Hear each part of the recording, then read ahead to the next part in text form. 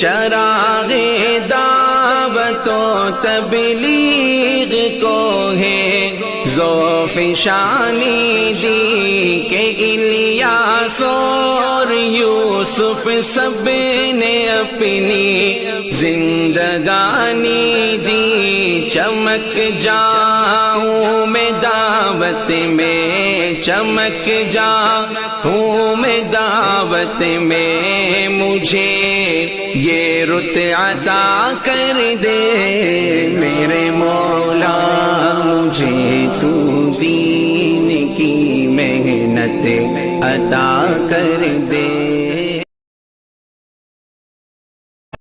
الحمدللہ الذی رفع السماء بقدرته ودحى الارض بمشیته واستوى على العرش بقوته ليس له بديل ولا عديل ولا شارك ولا مشارك، ونشهد أن لا إله إلا الله وحده لا شريك له، ونشهد أن سيدنا وسندنا وأولانا ومولانا محمدا عبده ورسوله صلى الله عليه وعلى آله وأصحابه وأتباعه، أما بعد فأعوذ بالله من الشيطان الرجيم، بسم الله الرحمن الرحيم، إلا تنصروه فقد نصره الله إذ أخرجه الذين كفروا ثاني اثنين إذ هما في الغار إذ يقول لصاحبه لا تحزن إن الله معنا، فأنزل الله سكينته عليه وأيده بجنود لم تروها وجعل كلمة الذين كفروا السفلى وكلمة الله هي العليا والله عزيز حكيم، انفروا خفافا وثقالا وجاهدوا بأموالكم وأنفسكم في سبيل الله ذلكم خير لكم إن كنتم تعلمون۔ سامنے بڑھو سامنے۔ وقال النبي صلى الله تبارك وتعالى عليه وسلم يا أبا سفيان جئتكم بكرامة الدنيا والآخرة وتركتكم على محجة بيضاء ليلها كنهارها، او كما قال النبی صلی اللہ تبارک و تعالی علیہ وسلم۔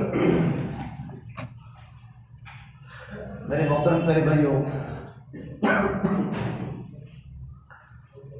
اللہ تبارک و تعالیٰ کی دین کی بات کو بہت دھیان کے ساتھ سنا کرو، اور دین کی بات کو طلب کے ساتھ سنا کرو۔ اللہ تبارک و تعالیٰ کے ہر طالبین کی بڑی قدر ہے، موت تک ہمیں طالب علم بن کے رہنا ہے۔ ہم پرانے ہیں باعتبار اوقات کے، ہم نئے ہیں باعتبار صفات کے۔ ہمارا وقت لگا ہوا ہے، 40 سال ہو چکے، 30 سال ہو چکے، الحمدللہ اللہ تعالیٰ نے کام میں لگایا ہے 40 سال سے، 30 سال سے۔ ہم پرانے ہیں وقت کے اعتبار سے، لیکن نئے ہیں صفات کے اعتبار سے۔ ہمارے عرب بولتے ہیں نحن القدماء باعتبار اوقات ونحن الجدد باعتبار صفات، کہ ہم کام میں پرانے ہیں صرف ٹائم کے اعتبار سے، لیکن ابھی ہماری زندگیوں میں ہمیں صفات کے لانے کی بڑی ضرورت ہے، مجھے اور آپ کو۔ اور صفات جو زندگی میں پیدا ہوتے ہیں وہ کام کرتے کرتے آتے ہیں، کرتے رہو، مانتے رہو، مانگتے رہو، آٹومیٹک اللہ تبارک و تعالیٰ زندگیوں میں اخلاص لاتا رہے گا۔ علامہ ابراہیم صاحب دعوت برکاتہ فرماتے ہیں کہ اعمال دعوت اعمال عادت بن جائے، اعمال دعوت اعمال عادت بن جائے۔ جب کوئی چیز عادت میں آ جاتی ہے تو وہ چیز آسان ہو جاتی ہے۔ کھانا عادت میں آ گیا، پانی پینا عادت میں آ گیا، تجارت عادت میں آ گئی، ملازمت عادت میں آ گئی، بزنس کرنا، دور دور سفر کرنا، کپڑوں کو اپنے ہاتھ سے بنانا، بڑے بڑے طویلے رکھنا، پیسوں کے لیے ادھر ادھر گھومنا پھرنا عادت بن گیا تو آدمی کے لیے آسان ہو گیا۔ اعمال دعوت اور اعمال عبادت عادت بن جاتی ہے۔ جب کوئی چیز عادت میں آ جاتی ہے تو وہ چیز انسان کی زندگی کے بدلنے کا ذریعہ بن جاتی ہے۔ اللہ کے نبی صلی اللہ تبارک و تعالیٰ علیہ وسلم نے صحابہ کرام کے مجمع میں جو بات ڈالی کہ صحابہ کا مجمع موت تک طالبین کا مجمع تھا۔ اللہ تبارک و تعالیٰ کو بندے کی طلب بہت پسند ہے، اور طالبین کی علامت کیا ہے کہ طالبین نیک کاموں کی طرف آگے بڑھتے ہیں۔ وَيُسَارِعُونَ إِلَى الْخَيْرَاتِ، ان کو بلانا نہیں پڑتا، وہ آگے بڑھتے ہیں، کہ طالبین کی تشکیل نہیں ہوتی کہ طالبین خود جاتے ہیں۔ اللہ کے نبی صلی اللہ تبارک و تعالیٰ علیہ وسلم نے محنت کر کے صحابہ کے اندر وہ صفات بنائے تھے کہ صحابہ کرام کی زندگی موت تک طالبین کی زندگی تھی۔ دین کے سیکھنے کی بھی ضرورت ہے، جتنا ہمارا وقت لگتا چلا جائے اتنی ہمارے اندر طلب بڑھتی جائے۔ ابھی تو بہت ضرورت ہے میرے اندر، جتنا وقت لگتا چلا جائے گا اتنی طلب بڑھتی جائے گی۔ اس لیے اللہ کے نبی صلی اللہ تبارک و تعالیٰ علیہ وسلم نے تمام صحابہ کی ہجرت فرمائی کہ تمام ہجرت کرو، اس لیے کہ مقام پر رہ کر زندگیوں میں دین کا آنا بہت مشکل ہے۔ آپ نے تمام کی جان کی قربانی لگوائی۔ اللہ کے نبی صلی اللہ تبارک و تعالیٰ علیہ وسلم نے تمام صحابہ کرام کی جانی قربانی لگوائی۔ قربانی کا مطلب کیا ہوتا ہے کہ بندہ اللہ کے قریب قربانی سے ہوگا۔ قربانی کے بغیر بندہ اللہ سے، اسے قربانی کے دین ہے کہ جانور کی قربانی کرو تاکہ تمہیں اللہ کا قرب ملے۔ اللہ تبارک و تعالیٰ کو لن ینال اللہ لحومها لن ینال اللہ لحومها ولا دماؤها۔ امام صاحب کہا ہے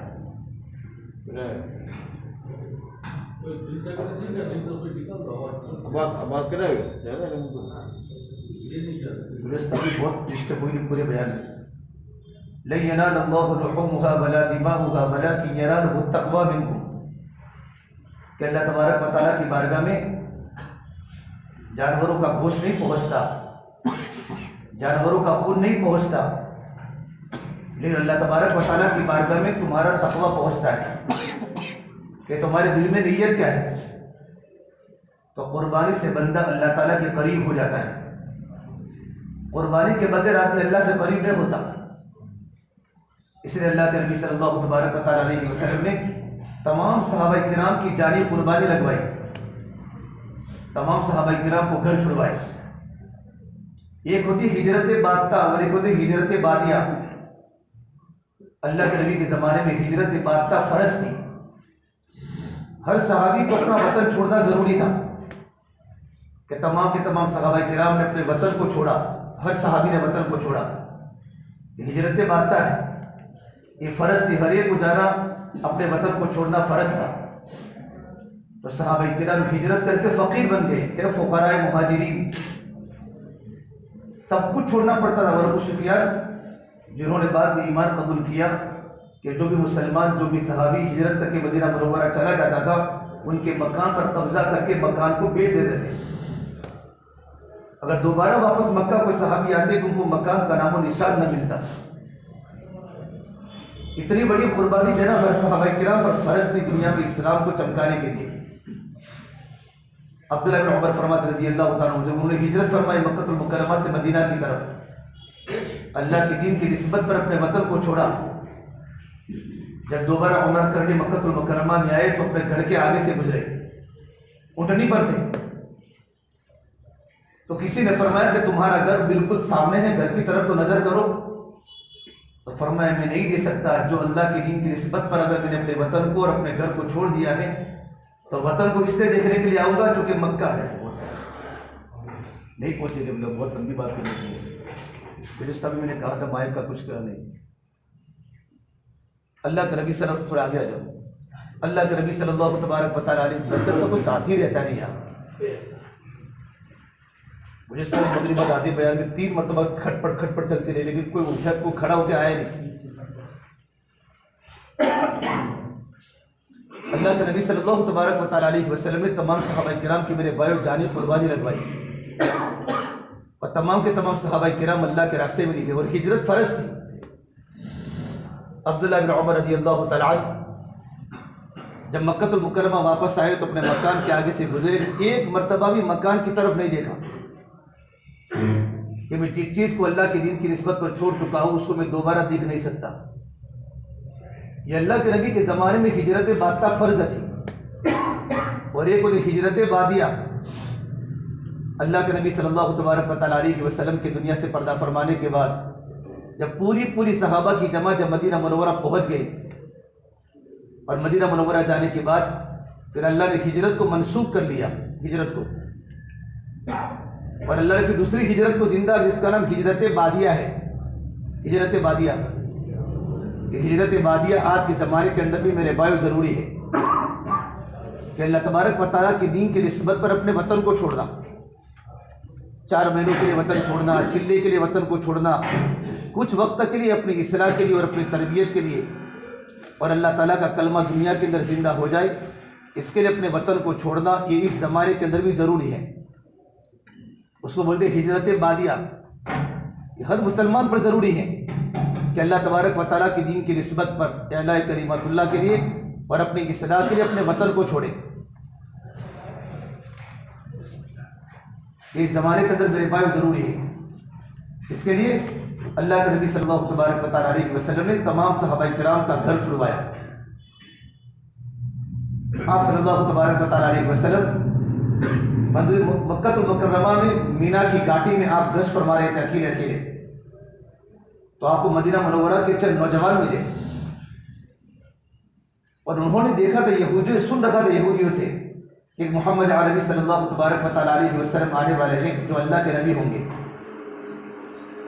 اللہ کے نبی کا نبوت کا 11واں سال تھا، اور اب مینا کی وادی میں رات کو اندھیرے میں چل رہے تھے۔ کچھ نوجوان ملے مدینے کے، آپ نے پوچھا من انتم، تم کون ہو؟ کہ نحن من یثرب، ہم یثرب سے، مدینہ منورہ کا پورا نام یثرب تھا کہ ہم یثرب سے آئے ہوئے ہیں۔ تو فرمایا میں اللہ تبارک و تعالیٰ کا نبی ہوں، میں اللہ تبارک و تعالیٰ کا نبی ہوں، تم مجھے نبی مانو اور کلمہ پڑھ دو، ایمان قبول کر لو۔ آنے والے 5 نوجوان تھے، ان کے کان میں، چونکہ مدینہ منورہ میں یہودیوں کے قبیلے تھے، تو انہوں نے یہودیوں سے یہ بات سن رکھی تھی کہ محمد عربی صلی اللہ تبارک و تعالیٰ علیہ وسلم ایک نبی آنے والے ہیں مکہ میں۔ تو کہا تمہاری نبوت کی دلیل کیا ہے کہ تم اللہ کے نبی ہو؟ اس سناؤ تم ہمارے سامنے نبوت کی باتیں۔ تو اللہ کے نبی صلی اللہ تبارک و تعالیٰ علیہ وسلم سورہ ابراہیم کا رکوع سنایا، وَإِذْ قَالَ إِبْرَاهِيمُ رَبِّ اجْعَلْ هَٰذَا الْبَلَدَ آمِنًا وَاجْنُبْنِي وَبَنِيَّ أَن نَّعْبُدَ الْأَصْنَامَ رَبِّ إِنَّهُنَّ أَضْلَلْنَ كَثِيرًا مِّنَ النَّاسِ۔ یہ پورا رکوع اللہ کے نبی نے سنایا۔ تو آنے والے 5 نوجوان سمجھے کہ یہ تو کلام اللہ کا کلام ہو سکتا ہے، یہ کوئی کاہن کا ساحر کا کلام نہیں ہے۔ تو ہم آپ کے ہاتھ پر ایمان قبول کرتے ہیں۔ اللہ کے نبی صلی اللہ تبارک و تعالیٰ علیہ وسلم کے ہاتھوں پر سب سے پہلے مدینہ منورہ کے 5 لوگوں نے ایمان قبول کیا۔ ابو الخیثم بن تہان، عبداللہ بن رواحہ، عبادہ بن ثابت، عباس بن مردان، برا بن معرور، یہ 5 نوجوان تھے جو مدینہ منورہ سے مکہ المکرمہ میں آئے تھے، اور مینا کی گھاٹی میں آپ کے ہاتھ پر ایمان قبول کیا کہ ہم آئندہ سال دوبارہ آئیں گے حج کے موقع پر۔ اللہ کے نبی صلی اللہ تبارک و تعالیٰ مکہ المکرمہ میں آپ محنت فرما رہے ہیں، لوگوں کے ایمان کی فکر کر رہے ہیں، کلمے کی دعوت دے رہے ہیں۔ آپ نے 13 سال کی زندگی میں صرف اللہ سے ہونے کو آپ نے بولا، لوگوں کے دلوں سے بت کو نکال کر اللہ کے یقین کو بڑھائی۔ میرے نبی کی محنت کا مشن تھا، یہ آپ کے مشن تھا، لیکن لوگوں کے دلوں سے بتوں کو نکال کر اللہ کی یقین کو بڑھنا، اللہ کی محبت کو بڑھنا، اللہ کی طاقت کو بڑھنا، اللہ کے خزانے کو بولنا، توحید کی دعوت تھی مکہ المکرمہ میں۔ جو حج کا دوسرا سال آیا، زمانے جاہلیت کا حج، تو آپ صلی اللہ تبارک و تعالیٰ علیہ وسلم مینا کی گھاٹی میں تھے، تو اور 10 نوجوان آئے، 11 نوجوان، 5 تو وہی آئے اور دوسرے آئے، اور اللہ کے نبی کے ہاتھ پر ان تمام نے ایمان قبول کیا کہ یا تو ہم آئندہ سال پھر آئیں گے۔ پھر جب تیسرا سال ہوا، تیسرا سال، اور آپ صلی اللہ تبارک و تعالیٰ علیہ وسلم مینا کی وادی میں گشت فرما رہے تھے، تو 72 لوگ مدینہ منورہ سے آئے، 72، 2 عورتیں، ام علیق اور ام عمارہ، باقی سارے کے سارے نوجوان آئے۔ نوجوانوں کا کام میں لگنا ایک کام کی قبولیت کی علامت ہے۔ ابو سفیان جب گئے، ابو سفیان کا قافلہ جب ملک شام میں پہنچا، حبشہ پہنچا، جعفر طیار کی جماعت جب حبشہ میں تھی، اور جب مکہ المکرمہ کے مشرکین نے وہاں جا کر شکایت کی، تو اس بادشاہ نے پوچھا اس نبی کو ساتھ دینے والے نوجوان ہیں یا بوڑھے ہیں؟ کہا نوجوان ہے، کہ نبوت کی علامت ہے کہ نبوت کو ساتھ دینے والے اکثر نوجوان ہوتے ہیں، کہ بوڑھے آدمی ضدی ہوتے ہیں، اپنی پرانی بات کو نہیں چھوڑتے، اور نوجوان نرم و نازک ہوتے ہیں، وہ جلدی پھر جاتے ہیں، کہ ہر نبی کو ساتھ دینے والے غریب ہوتے ہیں، نوجوان ہوتے ہیں۔ تو آپ کے ہاتھ پر سب نے ایمان قبول کیا اور کہ اللہ کے نبی آپ مدینہ منورہ آئیے، آپ کو مدینہ منورہ دعوت دی کہ آپ مدینہ منورہ آئیے۔ تو عباس بن مرداس نے اپنے ساتھیوں کو فرمایا تم جانتے ہو کہ محمد صلی اللہ تبارک و تعالیٰ علیہ وسلم کو مدینہ منورہ میں دعوت دینا پورے عرب کے جنگ کا اعلان ہے، عرب کا بچہ بچہ ہمارا مخالف بنے گا، عرب سے دشمنی موڑنی پڑے گی، پورا عرب ہمارے خلاف جنگ کرے گا، ہمارے بچے یتیم ہو گئے، ہماری جوان عورتیں بیوہ ہوگی۔ یہ عباس بن مرداس نے کہا چھوڑنا ہو تو ابھی چھوڑ دو اس نبی کو، دعوت نہ دو، ورنہ دعوت دینے کے بعد پھر ہمیں جمنا پڑے گا۔ تو صحابہ نے پوچھا اللہ کے نبی، ابو الحیثم امتحان نے پوچھا اللہ کے نبی یہ صحیح کہہ رہے ہیں کیا؟ صحیح کہہ رہے ہیں، تو اس کے بدلے میں ہمیں کیا ملے گا؟ کہ اس کے بدلے میں آپ کو جنت ملے گی۔ تو کہا ہم تیار ہیں، ہم تیار اللہ کے نبی، ہماری بوٹیاں بوٹیاں ہو جائے لیکن ہم آپ کو مدینہ منورہ میں بلا کے رہیں گے تاکہ مدینہ کے گھر گھر میں دین زندہ ہو جائے۔ کہ ہمیں ایک ساتھی دے دو تمہارا۔ تو آپ نے مصعب بن عمیر کو روانہ کیا۔ سب سے پہلے سال لگانے والے صحابی مصعب بن عمیر ہے رضی اللہ تعالیٰ عنہ۔ اس حج کے موقع پر گئے اور آئندہ حج تک میرے آقا صلی اللہ تبارک و تعالیٰ علیہ وسلم کے مدینہ منورہ کے پہلے مصعب بن عمیر کا سفر ہوا مدینہ کا۔ وہ عرب کے نوجوان خوبصورت کہ اللہ کے نبی ان کی زندگی کو دیکھ کر آپ رو پڑتے تھے، مصعب بن عمیر کی زندگی کو لے کر۔ جب وہ چلتے تھے زمانے جاہلیت میں تو جس گلی سے گزرتے تھے مکہ المکرمہ کی لڑکیاں کھڑکیوں سے ان کو دیکھتی تھی، اتنے خوبصورت تھے، اور عطر مہنگا سے مہنگا عطر لگانے والے مصعب بن عمیر، اور ان کا چہرہ حضور کے چہرے کے مشابہ تھا۔ غزوہ احد کے موقع جو مصعب بن عمیر شہید ہوئے ہیں تو یہ بات افواہ کی طرح پھیل گئی کہ اللہ کے نبی صلی اللہ تبارک و تعالیٰ علیہ وسلم شہید ہو گئے، حالانکہ مصعب بن عمیر شہید ہوئے ہیں۔ جب شہید ہوئے تو ان کے پاس ان کو کفن کے لیے مکمل کپڑا بھی موجود نہیں تھا مصعب بن عمیر کے کفن میں۔ آپ نے کہا سر کے اوپر کفن ڈال دو اور پیروں پر ازگر کی گھاس ڈال دو، ان کو دفن کر دو۔ یہ عرب کا مالدار نوجوان جب دنیا سے گیا ہے تو ان کے پاس کفن کا کپڑا بھی موجود نہیں تھا۔ یہ اللہ تبارک و تعالیٰ مثالیں دے رہے ہیں۔ کبھی آدمی کام کرتے کرتے مالدار ہو جاتا ہے، اور کبھی کبھی کام کرتے کرتے آدمی کی زندگی غربت نہیں رہتی ہے۔ تو اللہ نے دو طرح کے صحابہ کو نمونہ بنایا، دو طرح کے صحابہ کو نمونہ بنایا کہ جن کو دنیا میں نہیں ملا ان کو آخرت میں ضرور ملے گا۔ جس کے دل میں دنیا کا غم ہوگا اللہ اس کے دل سے آخرت کے غم کو نکال دیں گے، اور جس کے دل میں آخرت کا غم ہوگا اللہ اس کے دل سے دنیا کے غم کو نکال دیں گے۔ اللہ پاک دو غموں کو اور دو محبت کو دل میں جمع نہیں کرے گا۔ یہ اللہ تبارک و تعالیٰ کی ترتیب ہے۔ پھر اللہ کے نبی صلی اللہ تبارک و تعالیٰ علیہ وسلم مصعب بن عمیر کو بھیجا۔ مصعب بن عمیر نے وہاں جا کر زون کی طرح محنت کی۔ آدمی کو تبلیغ کا کام کرنے کے لیے مرکز چاہیے، مصلی چاہیے، مسجد چاہیے، تینوں نہیں تھی۔ مرکز بھی نہیں، مسجد بھی نہیں، مصلی بھی نہیں۔ اسد بن زرارہ کے کنویں پر ٹھہرے۔ آپ سب جانتے ہیں، پوری بات آپ جانتے ہیں۔ اسد بن زرارہ کے کنویں پر بیٹھ کر لوگوں کو دین کی بات کرتے تھے، اور اللہ کے نبی صلی اللہ تبارک و تعالیٰ علیہ وسلم کے مدینہ منورہ آنے کے پہلے گھر گھر میں اللہ کی دین پورے مدینہ میں پھیل چکی تھی، دعوت پہنچا چکے۔ مصعب بن عمیر رضی اللہ عنہ پورا سال لگایا مدینہ منورہ میں۔ سب سے پہلے سال لگانے والے صحابی مصعب بن عمیر ہیں اللہ کے راستے میں۔ ایک حج کے موقع پر گئے تھے، آئندہ دوبارہ حج کے موقع پر مکہ تشریف لائے۔ تو میرے نبی نے فرمایا چلو اللہ کے نبی اب واپس مدینہ منورہ چلو ہمارے ساتھ۔ فرمایا نہیں، جب تک اللہ کا حکم نہیں آئے گا میں مکہ المکرمہ کو چھوڑ نہیں سکتا۔ ابو الحیثم امتحان نے کہا اللہ کے نبی کبھی ایسا تو نہیں کہ آپ مدینہ منورہ آ جاوے اور اللہ تعالیٰ آپ کو فتوحات دے اور آپ اوپر آ جاوے تو کہیں ہم کو راستے میں چھوڑ تو نہیں دیں گے، واپس مکہ تو نہیں چلے جائیں گے؟ آپ نے کہا نہیں، الہدب فالہدب، الدم فالدم، میرا جینا بھی ہوگا تمہارے پاس، میرا مرنا بھی تمہارے پاس ہوگا، بلکہ میری قبر مدینے میں ہوگی، میری قبر مدینے میں ہوگی، میں مدینہ میں سوؤں گا اور مدینہ سے اٹھوں گا آخرت میں۔ پھر وہ 72 کا قافلہ واپس مدینہ منورہ چلا گیا۔ پھر ہجرت کا حکم نہیں آیا، سفر مظفر میں سن ہجری 11 میں ہجرت کا حکم آیا۔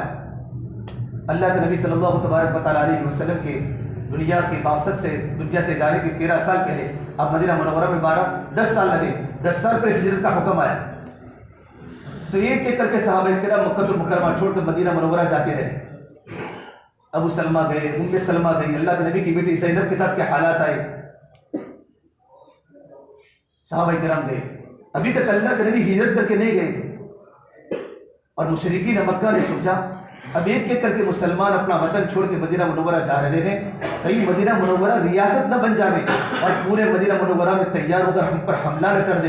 اب اس کے بارے میں کچھ کرنا چاہیے۔ تو ان کی دارالندوہ میں میٹنگ ہوئی، دارالندوہ ان کی جگہ تھی جہاں ان کے لوگ ملتے تھے، مشرکین مکہ عرب کے سردار۔ مشورہ کیا کہ اس کا ایک ہی علاج ہے کہ محمد صلی اللہ تبارک و تعالیٰ علیہ وسلم کو ختم کر دیا جائے، ایک ہی علاج ہے کہ سارے فتنے ان سے نمودار ہوتے ہیں، یہ کفر کی زبان بولتی تھی۔ تو 3 پلان بنائے، 3 پلان۔ وَإِذْ يَمْكُرُ بِكَ الَّذِينَ كَفَرُوا لِيُثْبِتُوكَ أَوْ يَقْتُلُوكَ أَوْ يُخْرِجُوكَ۔ اور شیطان بھی انسان کی شکل میں آ چکا، شیطان بھی، اور شیطان انسان کی شکل میں آنے کے بعد مشورہ دیا اور باہر بیٹھ گئے کہ کیا کریں گے۔ کچھ لوگوں نے کہا اس نبی کو جیل میں ڈال دو، تو شیطان نے کہا نہیں، لوگوں کو پتہ نہیں شیطان ہے، اس کو جیل میں ڈالنے کی ضرورت نہیں ہے، اگر اس کو جیل میں ڈال دیا تو اس کے خاندان والے جیل سے باہر نکال دیں گے۔ 3 میرے نبی کے خلاف بڑے بڑے پلان بنے گئے، لیثبتوک او یخرجوک، اس کو جلا وطن کر دو مکہ المکرمہ سے۔ تو کہا مکہ سے اگر تم نے جلا وطن کر دیا، مکہ سے نکال دیا، تو جہاں یہ محمد صلی اللہ تبارک و تعالیٰ علیہ وسلم جائیں گے وہاں پوری جماعت بنے گی، پھر ہمارا مقابلہ کرے گی۔ تو ابو جہل نے کہا میری رائے ہے کہ ہر خاندان کا ایک ایک انسان، ایک ایک سردار جمع ہو جاوے اور ایک ہی وار میں نبی کا خاتمہ کر دے۔ شیطان نے کہا یہ رائے صحیح ہے۔ وَإِذْ يَمْكُرُ بِكَ الَّذِينَ كَفَرُوا لِيُثْبِتُوكَ أَوْ يُخْرِجُوكَ أَوْ يَقْتُلُوكَ، قتل کر دے۔ اب بنو ہاشم تمام کا مقابلہ تو نہیں کر سکتے، دیت پر راضی ہو جائیں گے، کچھ پیسے دیں گے تو راضی ہو جائیں گے۔ یہ رائے مشورے میں طے ہوئی۔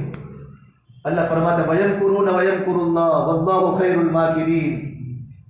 وہ یہ تدبیریں کر رہے تھے نبی کے خلاف، اللہ پاک آسمانوں پر ان کی تدبیروں کو توڑ رہا تھا۔ وَاللَّهُ خَيْرُ الْمَاكِرِينَ، اللہ تعالیٰ بہترین تدبیروں کو توڑنے والا ہے۔ جبرائیل آئے، اللہ کے نبی صلی اللہ تبارک و تعالیٰ ہجرت فرض ہو چکی ہے، ابھی آپ نکلو مکہ سے مدینہ منورہ کی طرف۔ دوپہر کا وقت تھا، آپ صلی اللہ تبارک و تعالیٰ علیہ وسلم مکہ تو اپنے گھر سے ابو بکر صدیق کے گھر پر گئے۔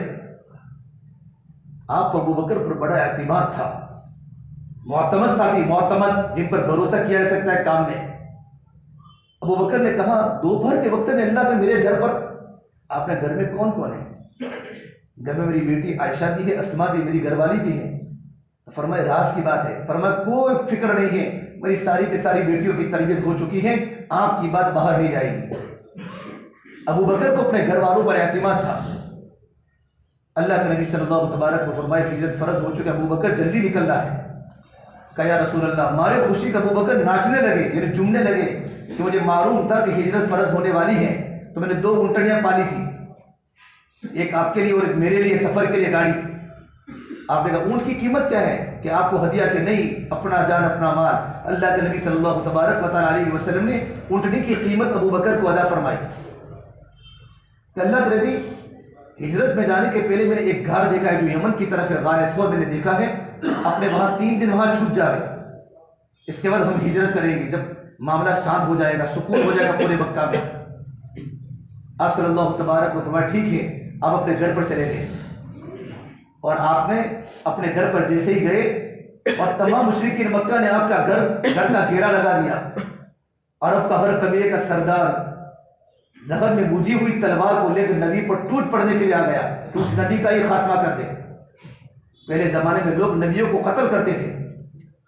اللہ کے نبی صلی اللہ تبارک و تعالیٰ علیہ وسلم چھوٹے سے مکان میں تھے، آپ نے اپنی جگہ پر حضرت علی کو سلایا کہ علی مسلمانوں کی امانتیں، میرے مکہ والوں کی امانتیں میرے پاس ہیں، مکہ والوں کی امانتیں تم مکہ والوں کو سپرد کر کے تم مجھے مدینہ آ کے مل جانا۔ حضرت علی فرماتے ہیں مجھے ہجرت کی رات میں ایسی نیند آئی، ایسی نیند مجھے زندگی میں کبھی نہیں آئی۔ تو لوگوں نے کہا آپ کو نیند کیسے آئی؟ چاروں طرف تو مشرکین مکہ کھڑے تھے اور ان کو تو پتہ بھی نہیں تھا کہ علی ہے جو حضور ہے۔ فرمایا مجھے یقین تھا کہ میری موت کبھی نہیں آ سکتی۔ یہ کیوں؟ کہ میرے نبی نے فرمایا تھا کہ علی یہ مکہ والوں کی امانتیں مکہ والوں کو دے کر تم مجھے مدینہ آ کے مل جانا، تو میری موت کبھی نہیں آ سکتی کہ مجھے مدینہ جانا ہے۔ نبی کی خبر کو، نبی کے اعتماد پر یقین کرنے کا نام ایمان ہے۔ کہ میری موت نہیں آ سکتی. میرے نبی نے فرمایا تو مجھے مدینہ آ کے مل لینا, تو میں یہاں مر نہیں سکتا. صحابہ کرام کو نبی کی خبروں پر یقین تھا, ہمیں نبی کی خبروں پر شک ہے. صحابہ نبی کی خبر کو یقین سے لیتے تھے, ہم نبی کی خبر کو شک سے لیتے ہیں. میرے نبی نے فرمایا جو اللہ کے راستے میں نکلتا ہے اللہ اس کے گھر کا, اس کے کاروبار کا ذمہ دار بن جاتا ہے. نبی کی خبر ہے. ہماری نظر کیا ہے کہ میں جاؤں گا تو گھر میں کون رہے گا؟ نبی کی خبر ہے کہ جو اللہ کے راستے میں نکلتا ہے اس کے گھر میں اللہ ہوتا ہے, اس کے گھر والوں کی ذمہ داری اللہ کے پاس ہے. فَهُوَ ضَامِنٌ عَلَى اللَّهِ, یہ نبی کی خبر ہے. ہمارا نظر خبر کا ہمیشہ دھوکا رہے گا. ہمارا ایمان نبی کی خبر پر ہو, ہمارا ایمان اللہ کے قرآن پر ہو. قرآن لکھا جاتا ہے واقعات کے ہونے کے پہلے, اخبار لکھا جاتا ہے واقعات کے ہونے کے بعد. جتنا میرا اور آپ کا یقین اخبار پر ہے اتنا قرآن پر نہیں ہے. حالانکہ اخبار لکھا جاتا ہے واقعات کے ہونے کے بعد, اور قرآن لکھا گیا واقعات کے ہونے کے پہلے, قیامت کے پہلے یہ ہوگا, یہ ہوگا, یہ ہوگا, یہ ہوگا. قرآن تو واقعات کے پہلے لکھا جاتا ہے. قرآن کی باتوں پر یقین, اللہ کی وعدوں پر یقین, اللہ کی وعیدوں پر یقین کا نام ایمان ہے. نبی کی خبر پر. حضرت علی فرماتے ہیں مجھے اس رات میں ایسی نیند آئی, ایسی نیند تو مجھے کبھی نہیں آئی. اور چاروں طرف مشرکین مکہ کھڑے ہیں, بڑے بڑے عرب سردار, شیطان بھی کھڑا ہے داڑھی کی شکل میں. اور آپ نے کہا علی تم سو جاؤ, اور آپ نے اپنے ہاتھ میں مٹی لگی, مٹی یوں کر کے آپ نے مٹی یوں کر کے پھینکی, مٹی پھینکی, اور آپ نے آیت پڑھی وَجَعَلْنَا مِن بَيْنِ أَيْدِيهِمْ سَدًّا وَمِنْ خَلْفِهِمْ سَدًّا فَأَغْشَيْنَاهُمْ فَهُمْ لَا يُبْصِرُونَ. آپ ان کو چیرتے چیرتے وہاں سے نکل گئے, گھر کے آگے سے, کسی کو پتہ نہیں. آنکھ میں دیکھنے کی طاقت ہے, جب میرا اللہ چاہے تو آپ دیکھ سکتی ہیں, اللہ نہ چاہے تو بینائی کے باوجود دیکھ نہیں سکتی, کہ بینائی اللہ تبارک و تعالیٰ کے ہاتھ میں ہے. یوں یوں کرتے رہے, اور حضور تو نکل گئے ابو بکر کے گھر پر. میرا اللہ کہتا ہے وَمَا رَمَيْتَ إِذْ رَمَيْتَ وَلَكِنَّ اللَّهَ رَمَى. نبی مٹی تو نے نہیں پھینکی, مٹی تو اللہ نے پھینکی ہے. مٹی کس نے پھینکی؟ اللہ نے پھینکی ہے. اللہ نے ان کو نابینا نہیں کیا, اللہ نے ان کو بنا رکھا, آنکھ کے باوجود نبی کو دیکھ نہ سکے. یہ اللہ کی قدرت ہے. حضرت علی سو گئے. ابھی لوگوں نے سوچا, جیسے ہی باہر نکلے, زمانے جاہلیت میں ایک عادت تھی کہ گھر میں اگر حملہ نہیں کرتے تھے, یہ ان کی شرافت تھی کہ کسی کو دشمن سے دشمن کو بھی گھر میں آ کر اس پر حملہ نہیں کرتے تھے, گھر سے باہر نکلنے کے بعد حملہ کرتے تھے. یہ ان کی زمانے جاہلیت کی صفت تھی, علامت تھی. تو انہیں کنکر مارے, کنکر مارے.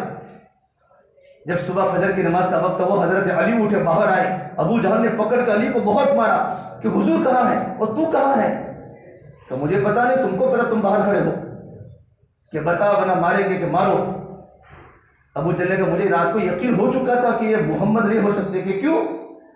کہ ابو جہل نے رات کو پتھر پھینکے تھے کہ کم سے کم نبی اپنی چادر کو چہرے سے ہٹا دے, اور تو نے یوں کہا تھا ہائے تکلیف, ہائے. میں سمجھ چکا تھا کہ نبی ہائے ہائے بھی نہیں کرے گا. یہ نبی کی جگہ پر کوئی, مجھے رات سے شک تو ہو چکا تھا کہ کنکر کی تکلیف پر تو ہائے ہائے کر رہا تھا, کہ نبی ہوتے تو نبی ہائے ہائے بھی نہ کرتے, کہ نبی میں اتنی برداشت کی طاقت ہوتی ہے. ابو جہل دوڑا حضرت اسما کے گھر پر, ابو بکر کے گھر پر, کہ اسما تیرا ابا ابو بکر کہاں ہے؟ کہ مجھے پتا نہیں, کہ کہنا پڑے گا کہ نہیں کہوں گی. ابو جہل اتنا زور سے اسما کو تھپڑ مارا ہے نا کہ ان کی کان کی باری یوں کر کے یوں کھینچی, پورا خون, پورا کان یہاں سے چر گیا اور خون نکلنے لگا. لیکن راز کو فاش نہیں کیا. ابو بکر کے گھر پر ابو بکر کو کتنا اعتماد تھا, یہ نہیں بتا سکتی. میں ابو جہل کو کہا. اللہ کے نبی صلی اللہ تبارک و تعالیٰ علیہ وسلم صدیق اکبر گھر میں چلے گئے. یہ اعلان کیا مشرکین مکہ نے کہ جو محمد کو پکڑ کے لاوے گا, زندہ یا مردہ نعوذ باللہ, اس کو عرب کے 100 عربی اونٹ ہدیے میں دیے جائیں گے. ایک عرب کی اونٹ کی قیمت کتنی ہے؟ لالچ میرے نبی کو خلاف پکڑنے کے لیے. اللہ کے نبی صلی اللہ تبارک و تعالیٰ علیہ وسلم اور ابو بکر صدیق اس زمانے میں ایک علم تھا, کھوجی علم. آج وہ علم مفقود ہو چکا ہے کہ وہ نشانات, پیروں کے نشانات سے آپ پکی سڑکیں بن گئی تو وہ علم مفقود ہو گیا کہ نشانات کو دیکھ کر پتا چلتا تھا یہ آدمی کہاں گیا ہے. تو میرے آقا صلی اللہ تبارک و تعالیٰ علیہ وسلم جبل سور تک اپنے گھر سے یوں چلے اپنے انگلیوں کے نشان سے, ابو بکر اور میرے نبی, تاکہ نشان مکمل ان کے سامنے نہ آئے. کتنی اللہ تعالیٰ اسباب کی رعایت کرا تھا. جب معراج کرائی تو چند سیکنڈ میں جنت بتا دی. یہ تبلیغ کا سفر ہے. کہ تبلیغ کا سفر تو بغیر قربانی سے زندہ نہیں ہوتا، امت کو بتانا ہے۔ اللہ کتنی اسباب کی رعایت کراتا ہے، نہیں چلو پیدل، جنت بتانی تھی، جنت جہنم بتانی تھی، تو اللہ کو ام ہانی کے گھر سے رات کو اٹھایا، براق پر 2 سیکنڈ میں پہنچا دیا بیت المقدس،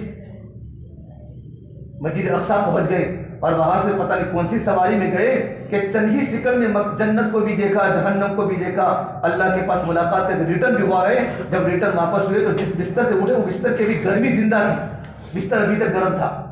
جب آدمی سوتا ہے بستر کیا ہوتا ہے؟ تھوڑا گرم ہوتا ہے۔ جب میرے آقا صلی اللہ تبارک و تعالی علیہ جب وہاں پر تشریف لائے تو آپ کے بستر میں بھی گرمی موجود تھی۔ چند سیکنڈ میں جنت جہنم کو دیکھا۔ یہاں جبل سور پر آپ چل رہے ہیں، یہاں تک کہ آپ کی انگلیاں زخمی ہو چکی، اور جب پہاڑ اللہ جزائے خیر جو لوگ نے جبل سور کو دیکھا ہوگا حج میں جا کر، آج کا مضبوط نوجوان آپ تو سیڑھیاں بنی ہوئی ہے وہ چڑھ نہیں سکتا، اس زمانے میں تو سیڑھیاں نہیں تھی، خطرناک نوکیلے پتھر۔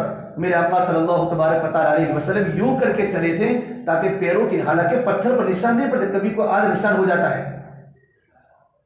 ابو بکر صدیق تھے پترے، میرے نبی سے 2 سال چھوٹے تھے، ابو بکر نے کمر پر اللہ کے نبی کو بٹھا دیا اور پورا پہاڑ پر لے گئے حضور کو، پورے پہاڑ پر حضور کو لے گئے، یوں کرتے چلتے چلتے۔ جب پہاڑ کا غار کا منہ آیا تو اللہ کے نبی صلی اللہ تبارک و تعالی علیہ وسلم نے اللہ کے نبی کو باہر بٹھایا کہ یا رسول میں غار کو اندر سے دیکھتا ہوں، غار کی کیا حالت ہے۔